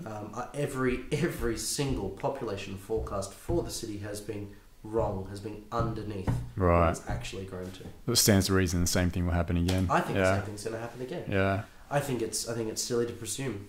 Sure. I think it's also silly to presume that we have border protection or whatever will continue to stand. We're going to have a huge wave of immigration come to this country, whether we like it or not. Whether this coalition, every man in his pitchfork to the borders, which is just so depressing. Yeah. But we're a nation built on immigration. You have a huge, in the developing parts of the world, you have a huge influx of people coming from rural to urban areas. Though they're going to grow in the middle class of those areas is going to grow exponentially, and already is. India is a perfect example. India. Oh, Sub-Saharan Africa. Yeah. I mean, Christ's sake. I mean, South America, we're already seeing that. And those middle class people are going to send their kids to be educated. I mean, that's a huge opportunity for us. Yeah, sure. Let's educate people. Yeah. Bring everyone. Come on, bring mum and dad, bring grandma. We'll educate you, have a job, whatever. Sure. Brilliant. And I think that as metals prices, drop, as commodity, we can't continue to rely on commodities prices. I mean, we lost our AAA rating. That's my real fear for WA, especially though. We talk about Detroit with their car industry. It's so dependent on that. When the iron ore price drops, was it 10 cents? We lose $100 million off the budget. Yeah. It's ridiculous. It's so ridiculous. That's why we've lost. Everyone goes like, "Oh, we haven't managed debt properly, and we haven't and we're expending too much." But no, it's not. Yeah. It's commodity prices. Sure. The revenues for government, yes, from taxation, but a lot of it comes from commodities. Yeah. And we've forecast for what we think may happen as far as prices go in the future. How do you forecast? How can you? How do exactly. You forecast? You can't. I'm going to predict for the next 5 years. And I mean, to be honest as well, Standard and Poor and Moody's and all the rest of it haven't been that good at predicting futures and economic stability for most places, considering they gave a lot of places, had Fannie Mae and Fannie Mac giving, AAA ratings. So come on, Yeah, sure. And when you call something toxic futures, or ninja loans, then you might want to kind of think that's probably not a safe bet. Sure. Not worthy of a AAA rating. But in a state like WA, we have a lot of volatility in terms of where revenue is coming from. But I think that could hasten change. I think volatility hasten change. You look at the Renaissance. Look at Switzerland. 400 years. Peace, stability. What do they produce? Cuckoo clocks? Sure. Some chocolate? Yeah. Swiss Army knife? Great. Fantastic. You look at the Renaissance in Italy. 40 years. I'll go 40, a period of 40 years. You had absolute civil war and unrest. and you had the greatest thinkers, inventions, artists, architecture come out of it. So Mm. volatility, I find, does... I think... I'm not It stirs us up. It stirs up the human and species. Often creativity can come about because of that. Not always great creativity, but definitely it's a shift. Volatility, it's a shift in values, shift in allegiances, shift in locale. People move. Sure. Talking about in Detroit again, perfect example for all of that. Perfect example. Yeah. Look how volatile that became. Yeah. That collapsed. Yeah. Things went under. People lost their jobs. It was terrible. There's crime on the streets. Huge. I mean, services went missing. Places went, losing electricity and garbage collection. Yeah. But you look at the creativity that produced. Sure. You look at the Harlem Renaissance in New York, and go back to New York again. Mm-hmm. I mean, you get this racist, segregated society. You had people losing their jobs. That white flight from the city. You had the fires through, in the 70s. Well, it was a bit later, but in the 60s and 70s. But you had this huge blossoming of creativity, of cultural output. Sure. And often we're known as Dulesville because I think we have been. We've always had the kind of mining. There's been no need to challenge or change the status quo. No, we're happy in our suburbia. Yeah, absolutely, being looked after. Why would you change? No, exactly. Again, it's like the guy again who, it's Dale Alcott. People want it, we'll sell it. Everyone's happy. Great, cool. Make money. You're happy. Good, awesome. Sure. It's only when volatility comes along that things will start to change. And I shouldn't say this, but I kind of don't hope there's a recession. I don't hope that the commodities markets plummet. Yeah. But it will really start to shake up the economy. It will. That'll start to shake up people's ideas, ideologies, and what they start to value. Well, when I was definitely, and like when I was younger, when I was more wrapped up in that, working full time, wanting to have like fucking 3 investment properties by the time I was 40 and drive around in my 5 Series BMW, I feared the fuck out of something like that happening. But now I'm at the point where I'm almost like, bring it on. Like, are you kind of happier that you don't fear a market collapse? Yeah, exactly. Watching the commodities prices, or you got the FT under your arm. Sure. Oh my god. Yeah. I think it's interesting when you're I look at family in southern Italy, and they like, I think it's like 3 or 4 families in the same kind of clan or something. Block, like the clan kind of thing. Yeah. Because it's whenever there's the next family member comes along, they just build on top of that. And sure. Build another story and whatever. But it's so interesting. They don't owe anyone any money. And they have the little plot of land, the little allotment, little plot of land that supplies all the veggies, and they got the olives and they're so happy. I mean, I don't think you could probably say that. I mean, like, look, Italy, southern Italy's it's been shit for 200 years. Lots of strife there. Since the King of Naples, there's really not been much happening for it. But very, very poor. But by that, because they haven't had everything handed to them, like, cool, no worries, they all got home. Awesome. Everything's been okay. They've had to provide for themselves. Sure. Which gives them a freedom though as well. Absolutely. A freedom from really debt is the main thing. They're independent. Yeah. And independent, people go like, oh, you're independent. Like, we often, I think, apply that to, it's like independent living. You've got a wheelchair or something like that. Old people know you're independent. But you're not chained. You're not trapped in the home. You're not chained to a certain system. Sure. You're independent. You're free to move. You don't owe anyone anything. You've got food, you've got water, you've got housing, you've got shelter, you've got community. So it's not. It's kind of. It's just interesting how these people live these wonderful, happy lives. Which again is looking into it. They might not live happy lives, but looking into it, it's great. Family, friends, self-sufficient. Yeah, it's great. Yeah, which we don't have. We're kind of tied into the whims of the market. And oh god, I don't have a job, and then I can't pay off my mortgage, and then I need to go to Coles, and if Coles hasn't got this, and it's gonna be be a problem. So, but then told that's what the ideal of happiness is. That it's supposed to be. We'll sell you happiness. Yeah, sure. Rather than you create it yourself, we'll sell it to you. Yeah. It's just $5.99. Perfect marketing gimmick, really, isn't Absolutely. it? Perfect. Well, that's capitalism. We'll sell you happiness. Yeah, sure. Whatever you want, we'll make you want it. Yeah. And we'll make you think that it makes you happier. Sure. I heard a great quote about the definition of marketing in a capitalist society is marketing of we're going to take away your self-esteem and then sell it back to you again. Yeah. And it really is quite true. That's good. Maybe she's born with it. Well, maybe no, she's not born with it. No. But she can certainly have some of it for $24.95. It's only a maybe. It's a maybe. It's maybe, Lynn. Yeah. It's make believe, but it's interesting. I mean, but that said, I've always been interested. I think the capitalist society as well, and the capitalist, market-driven forces is a remarkable way of stimulating technologies. Yeah, innovation. Definitely. Yeah, really it is. So I mean, people go like, oh, you're very leftist and whatever. And no, I'm not. Actually, I really think that not at all. Yeah, you can see the virtues of a capitalism that works. I just wish they were selling something a bit better. Yeah, sure. And I think it was a bit more ethically done. Yeah, exactly. The ethics. I think, again, you've got to, again, if you want to bring people with you, you don't sort of go, I'm going to form this commune and no one's going to do this and money's going to get rid of, and it doesn't work. No. I think capitalism and trading and value, and capitalism is placing a value on something and trading it for something else of value. Sure. Yeah. Just as exchange of energies. That's all it really is. That's all it's going to be, and it's always going to continue. Yeah.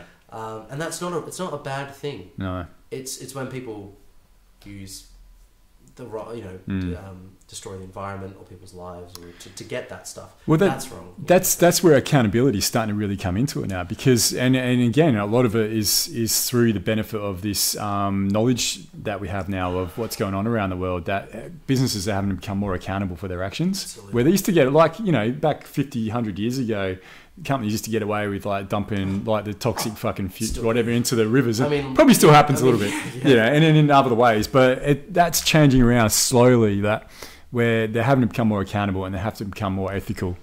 This idea of the locavore movement or slow food movement, I'd love that to sort of be a bit more ingrained in every other thing. Yeah. Have you heard of Claire Vanderplank? Vanderplank? Yeah, she's a friend of mine. She's a big proponent in starting up the slow movement, or has got the slow movement up and running in Fremantle. Nice. I remember a couple of years ago I spoke to the slow food movement president. Okay. Lived over in Shenton Park. She lived around the block from me, and I was like, great, awesome. Sure. Talk about it. But for me, it's about,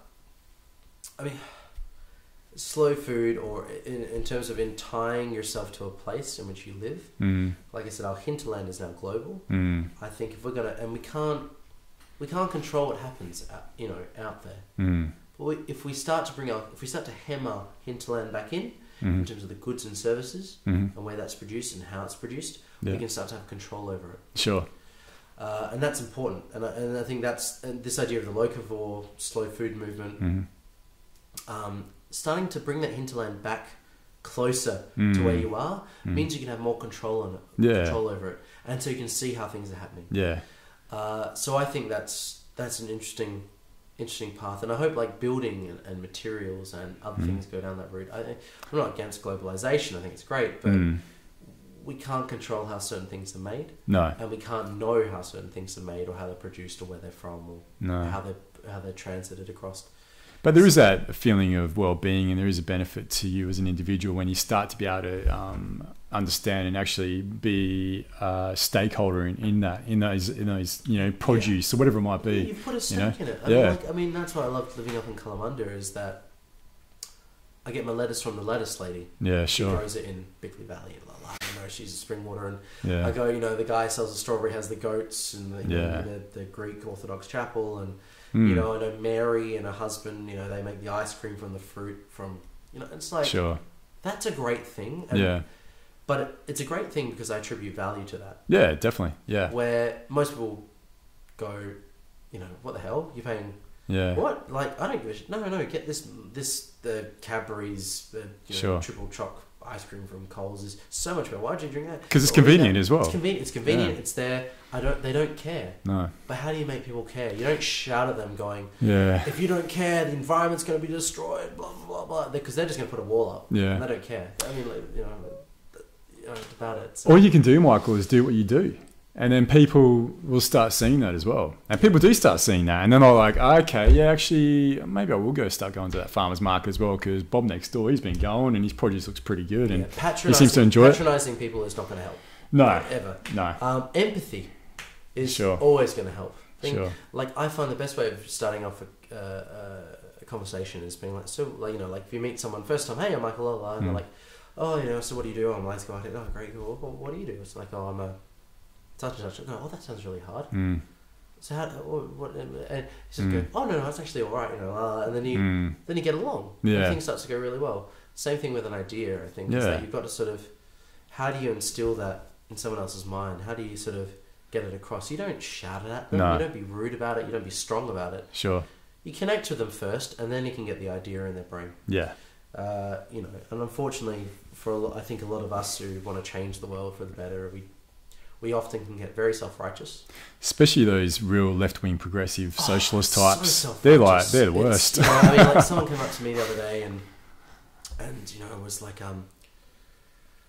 and you know, I'm gay and I'm very happy about that, and you know, all good. But it's I had these people come up to me and they're like, oh, isn't it horrible what they're doing, and you know, getting the marriage, not letting gay marriage, and blah blah blah.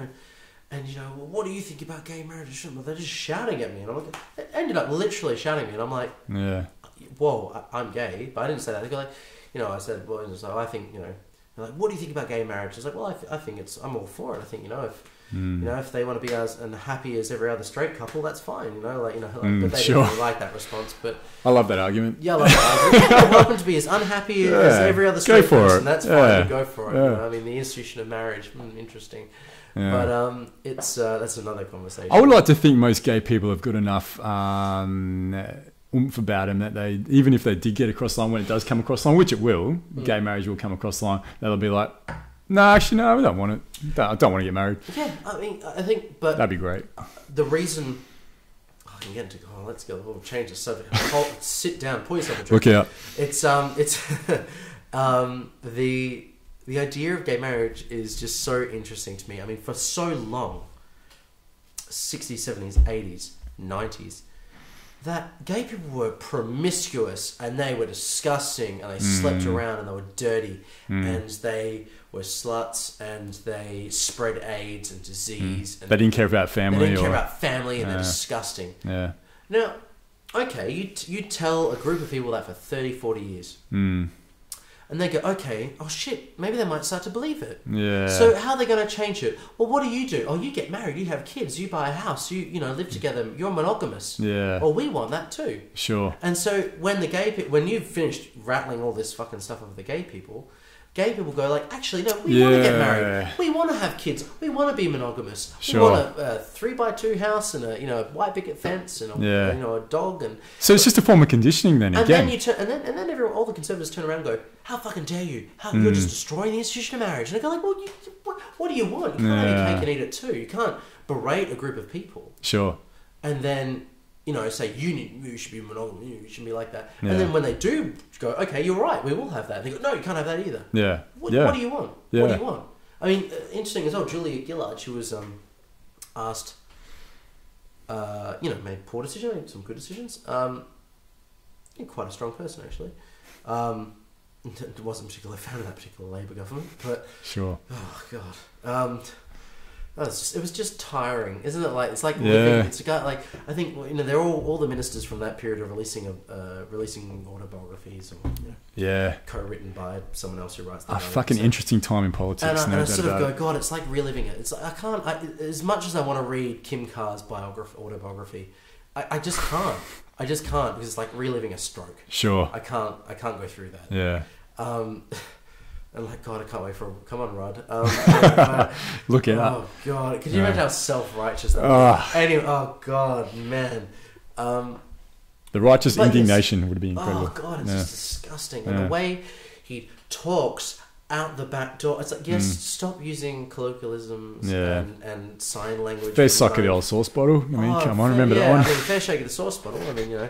That's one. He didn't say suck, did he? He said fair shake. Fair shake of the sauce bottle. It was just like, geez, man. Like, throwing a fair go out the back door. My favourite. I will get back to Julia Gillard, please gay do. marriage. I will, Please do. But my favourite line has to be from Mark Latham's election campaign, which, oh God, putting the rungs back in the ladder of opportunity. I mean, Jesus, who paid for that? I mean, clearly it was his day off and he handed it to an intern to come up with that. Because that is terrible. Yeah. That is truly What's terrible. going on? I don't know. Maybe. Maybe that'll work. You know, putting the ethical washing powder back in the laundry basket of society. I mean, you could put it's just terrible. Sure. But Julia Gillard she was asked if she was in favour of gay marriage, and she goes, "Well, I'm not. I'm not in favour of it." And then I was like, "Oh my God, anti-gay marriage."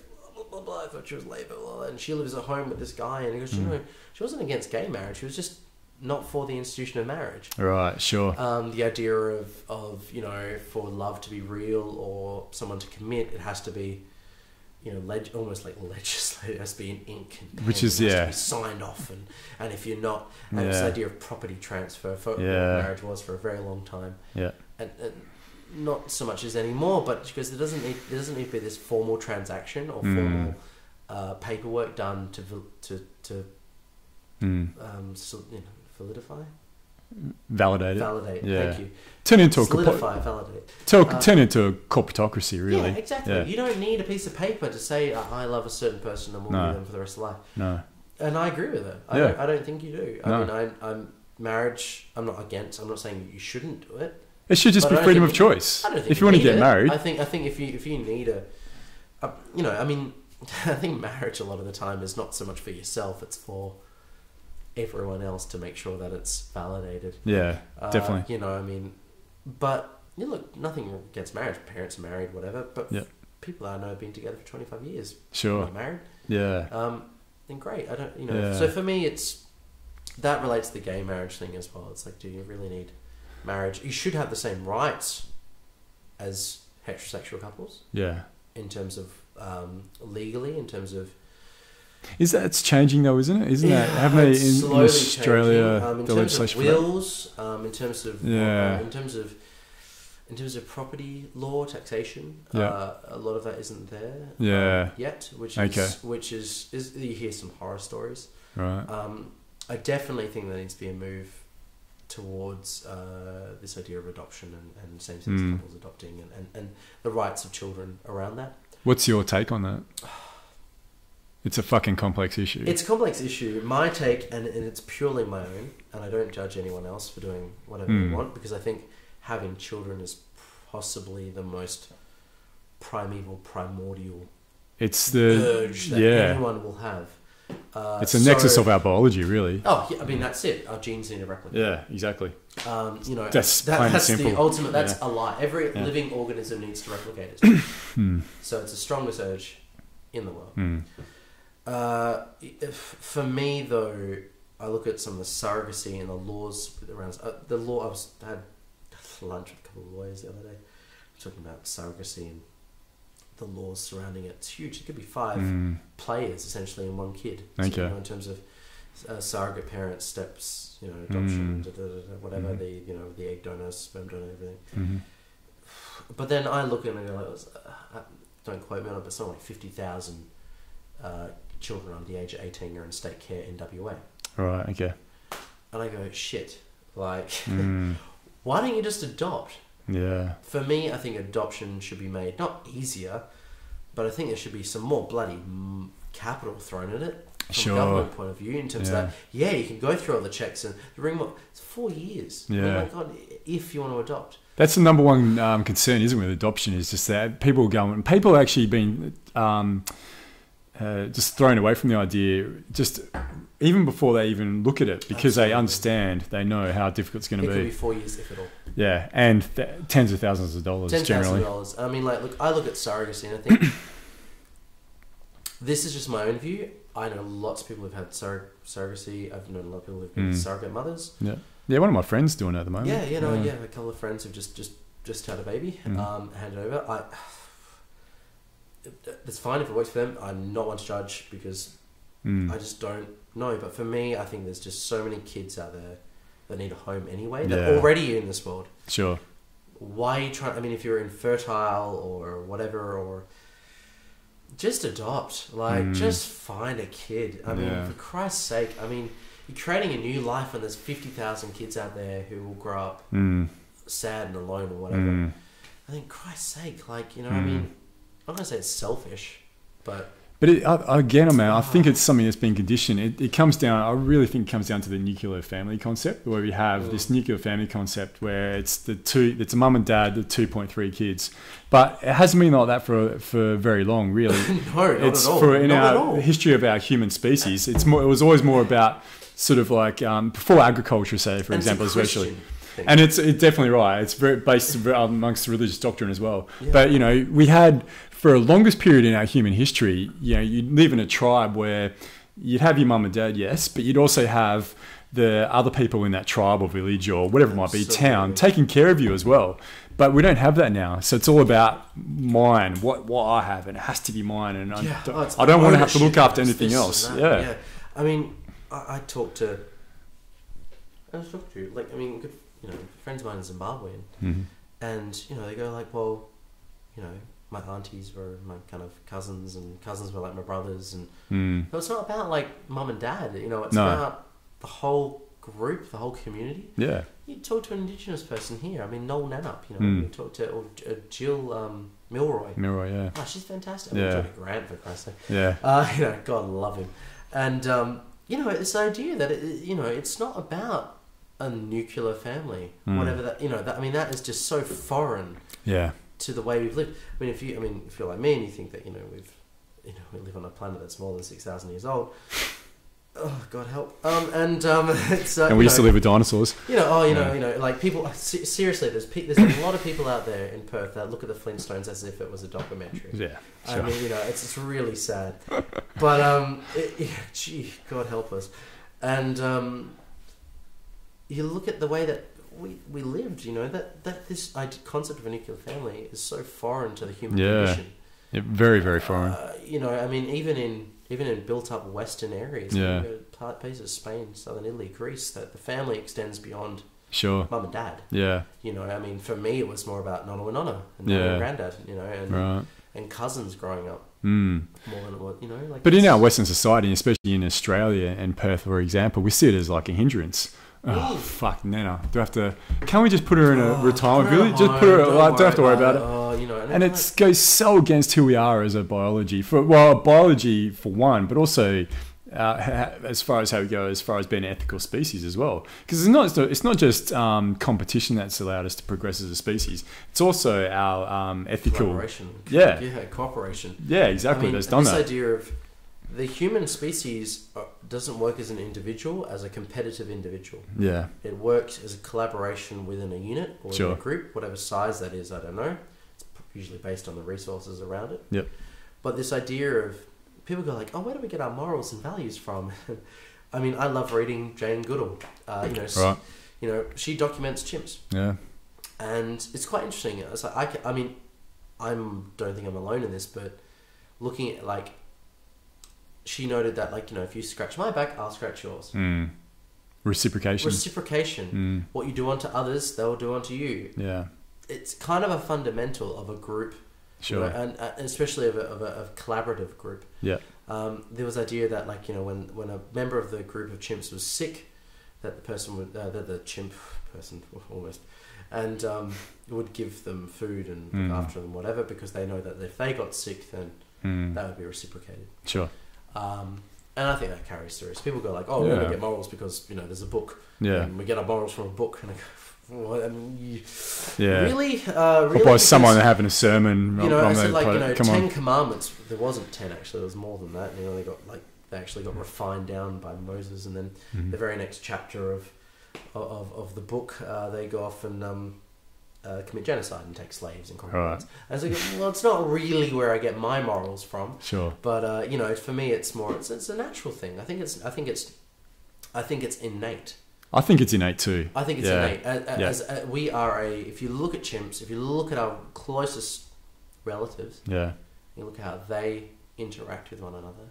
It's very similar. Sure. And they don't have a book or a god or what. I mean, but there's an understanding. It's an understanding. Yeah. I think we've evolved that way. I think Yeah. I think it's beneficial to us if we're nice to other people and if they're nice to us, and yeah, it's interesting like that. Have you heard of a book called Sex at Dawn by Dr. Christopher Ryan? I have heard of it. Yeah, I've read it. Yeah, I have. Yeah, I've read good. it. Yeah, it's very, very fascinating. But because he looks at human civilization, he looks at sexuality as well. I mean, the book can often get criticised because people think it, and people that haven't read it may think it's just all based about the fact that we're polygamous as a species. Which I don't know if necessarily. I think some people are and some people aren't. That's what's our human species is so broad that some people fit in that dynamic and some people don't. But he also looks at it from the point of view of it's a real anthropological look at it and scientific. So especially if you're Jane Goodall as well, he goes into other primates as well, and like the bonobo is very similar to the human beings. You know how if they're angry they have sex. Yeah, sure. Oh, yeah, brilliant. What a great way to do it. We should have more of that. Yeah. Excuse me, this wasn't on the bill. Well, I'm sorry, everyone. Angry sex, it's all right. Yeah, I mean, it's an interesting way of solving coming towards a revolution. Towards a revolution. But it's it's certainly an interesting way. Of, But yeah, I think you should read it. Yeah, I think you'd get a lot out of it. I'll definitely lend it to you, man, if you want to read it. I know you've got a lot on at the moment, but it's definitely an interesting book. Post October, Sure. Come back to me with that. Write a list. But he does it from such a great perspective. But he doesn't just look at the perspective of what we know from our history, but also he looks at indigenous societies that are around today.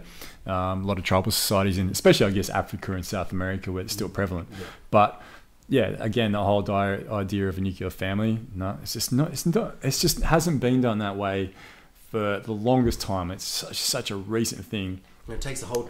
Someone says it takes a whole tribe to raise a child. Yeah, it does. It's that kind of. We don't have that. It is. And the thing is, like, my parents, I don't think ever watched this, but like. I didn't have the best parents growing up. Like, we get along all right now, but they just weren't good parents, really. And I think they both admit that. They tried and it was, whatever. But I didn't, my sister and I, we didn't have any other support. We didn't have, like, our uncle we could go to or, can I just come and hang out with you for a while? Can I learn from you? We didn't have that. And a lot of kids don't have that. A lot of kids are brought up in shitty situations with shitty parents. Absolutely. And they might have stuff going on with themselves, whether they're they could just look at a world from a completely different view to what their parents do, and that might be something that's innate in them, and then they just have no one to talk to about that. And it's a real shame. That's one thing that again the suburbs, it facilitates that. It doesn't facilitate at all. No, or between people. Yeah. Which is a sad thing. I mean, like me, I had great parents growing up. Thank God. I mean, not thank God, but it's a wonderful thing. I prefer them to be great parents. But most of my formative years were spent with my grandparents. Right. Great. So, I could pull from, and then grandparents' friends, and then, my friends and parents' friends, and then other relatives, and it just, I think the more, it's like writing an essay. The more sources you can pull from, the more evidence you can build, it's a better, more complete essay. Sure. I'm not going to say it's the same with people, but it certainly helps. Yeah. It certainly helps having more people around you that can support you growing up. That you can relate to, they can share ideas with, that you can, have a cry to, that you can, go out with, or what. I mean, I think I know people go, oh, it's so naive, but I go like, no. Not really. I mean, a lot of the concepts in human society are very basic. It's already there. It's already there. It's there. Yeah, we just need it. It's like it's been calcified. Yeah, maybe we can use that as an analogy. It's like that innate essence of who we are as a species and who we are as a community has just been calcified. But we just need to break all that away, and that's what we're starting to do. Yeah, it's starting to happen. Perhaps it is capitalist. You can't perhaps commodify a family. No. And sell it back to you. Sure. So maybe, we'll push that to the side. Yeah. And so maybe that's why the family unit is kind of separate. Yeah. And disparate now. Yeah. Because there's an economic benefit to someone else. Economic benefit. Well, look, that has no purpose, so cast aside. That's capitalism. Sure. Yeah. If I can't make a buck out of it, off you go. Yeah. Maybe that's it. And maybe that's reflective in our urban form. Yeah. Quite possibly. That could be, maybe our urban form is on the basis that, family unit isn't as important anymore. Yeah. Michael, I think that's a great way to... You've just tied it in we've perfectly there. Gone through a whole cycle. Yeah. and then brought it all back together with 166 sentence. That was very well done. No, yeah. nice. Thanks very much for coming on, me, mate. Adrian, always fantastic. a pleasure. Yeah, and I'd Nice. love to get you back on again because I've got a feeling we've just got much more to talk about. So there's a lot more to talk about. Yeah, so let's do it again. There's a few things we could pull out of that. I think so too, yeah. So we'll do that another time, eh? Sounds good. Awesome. Thanks, Adrian. Thanks, mate. Well, thanks very much as well, everyone else. And any questions for both Michael and myself, just if you like to, just get in touch with us through Facebook and the normal channels. And thanks very much for your time, and we'll see you next time. Thanks, guys.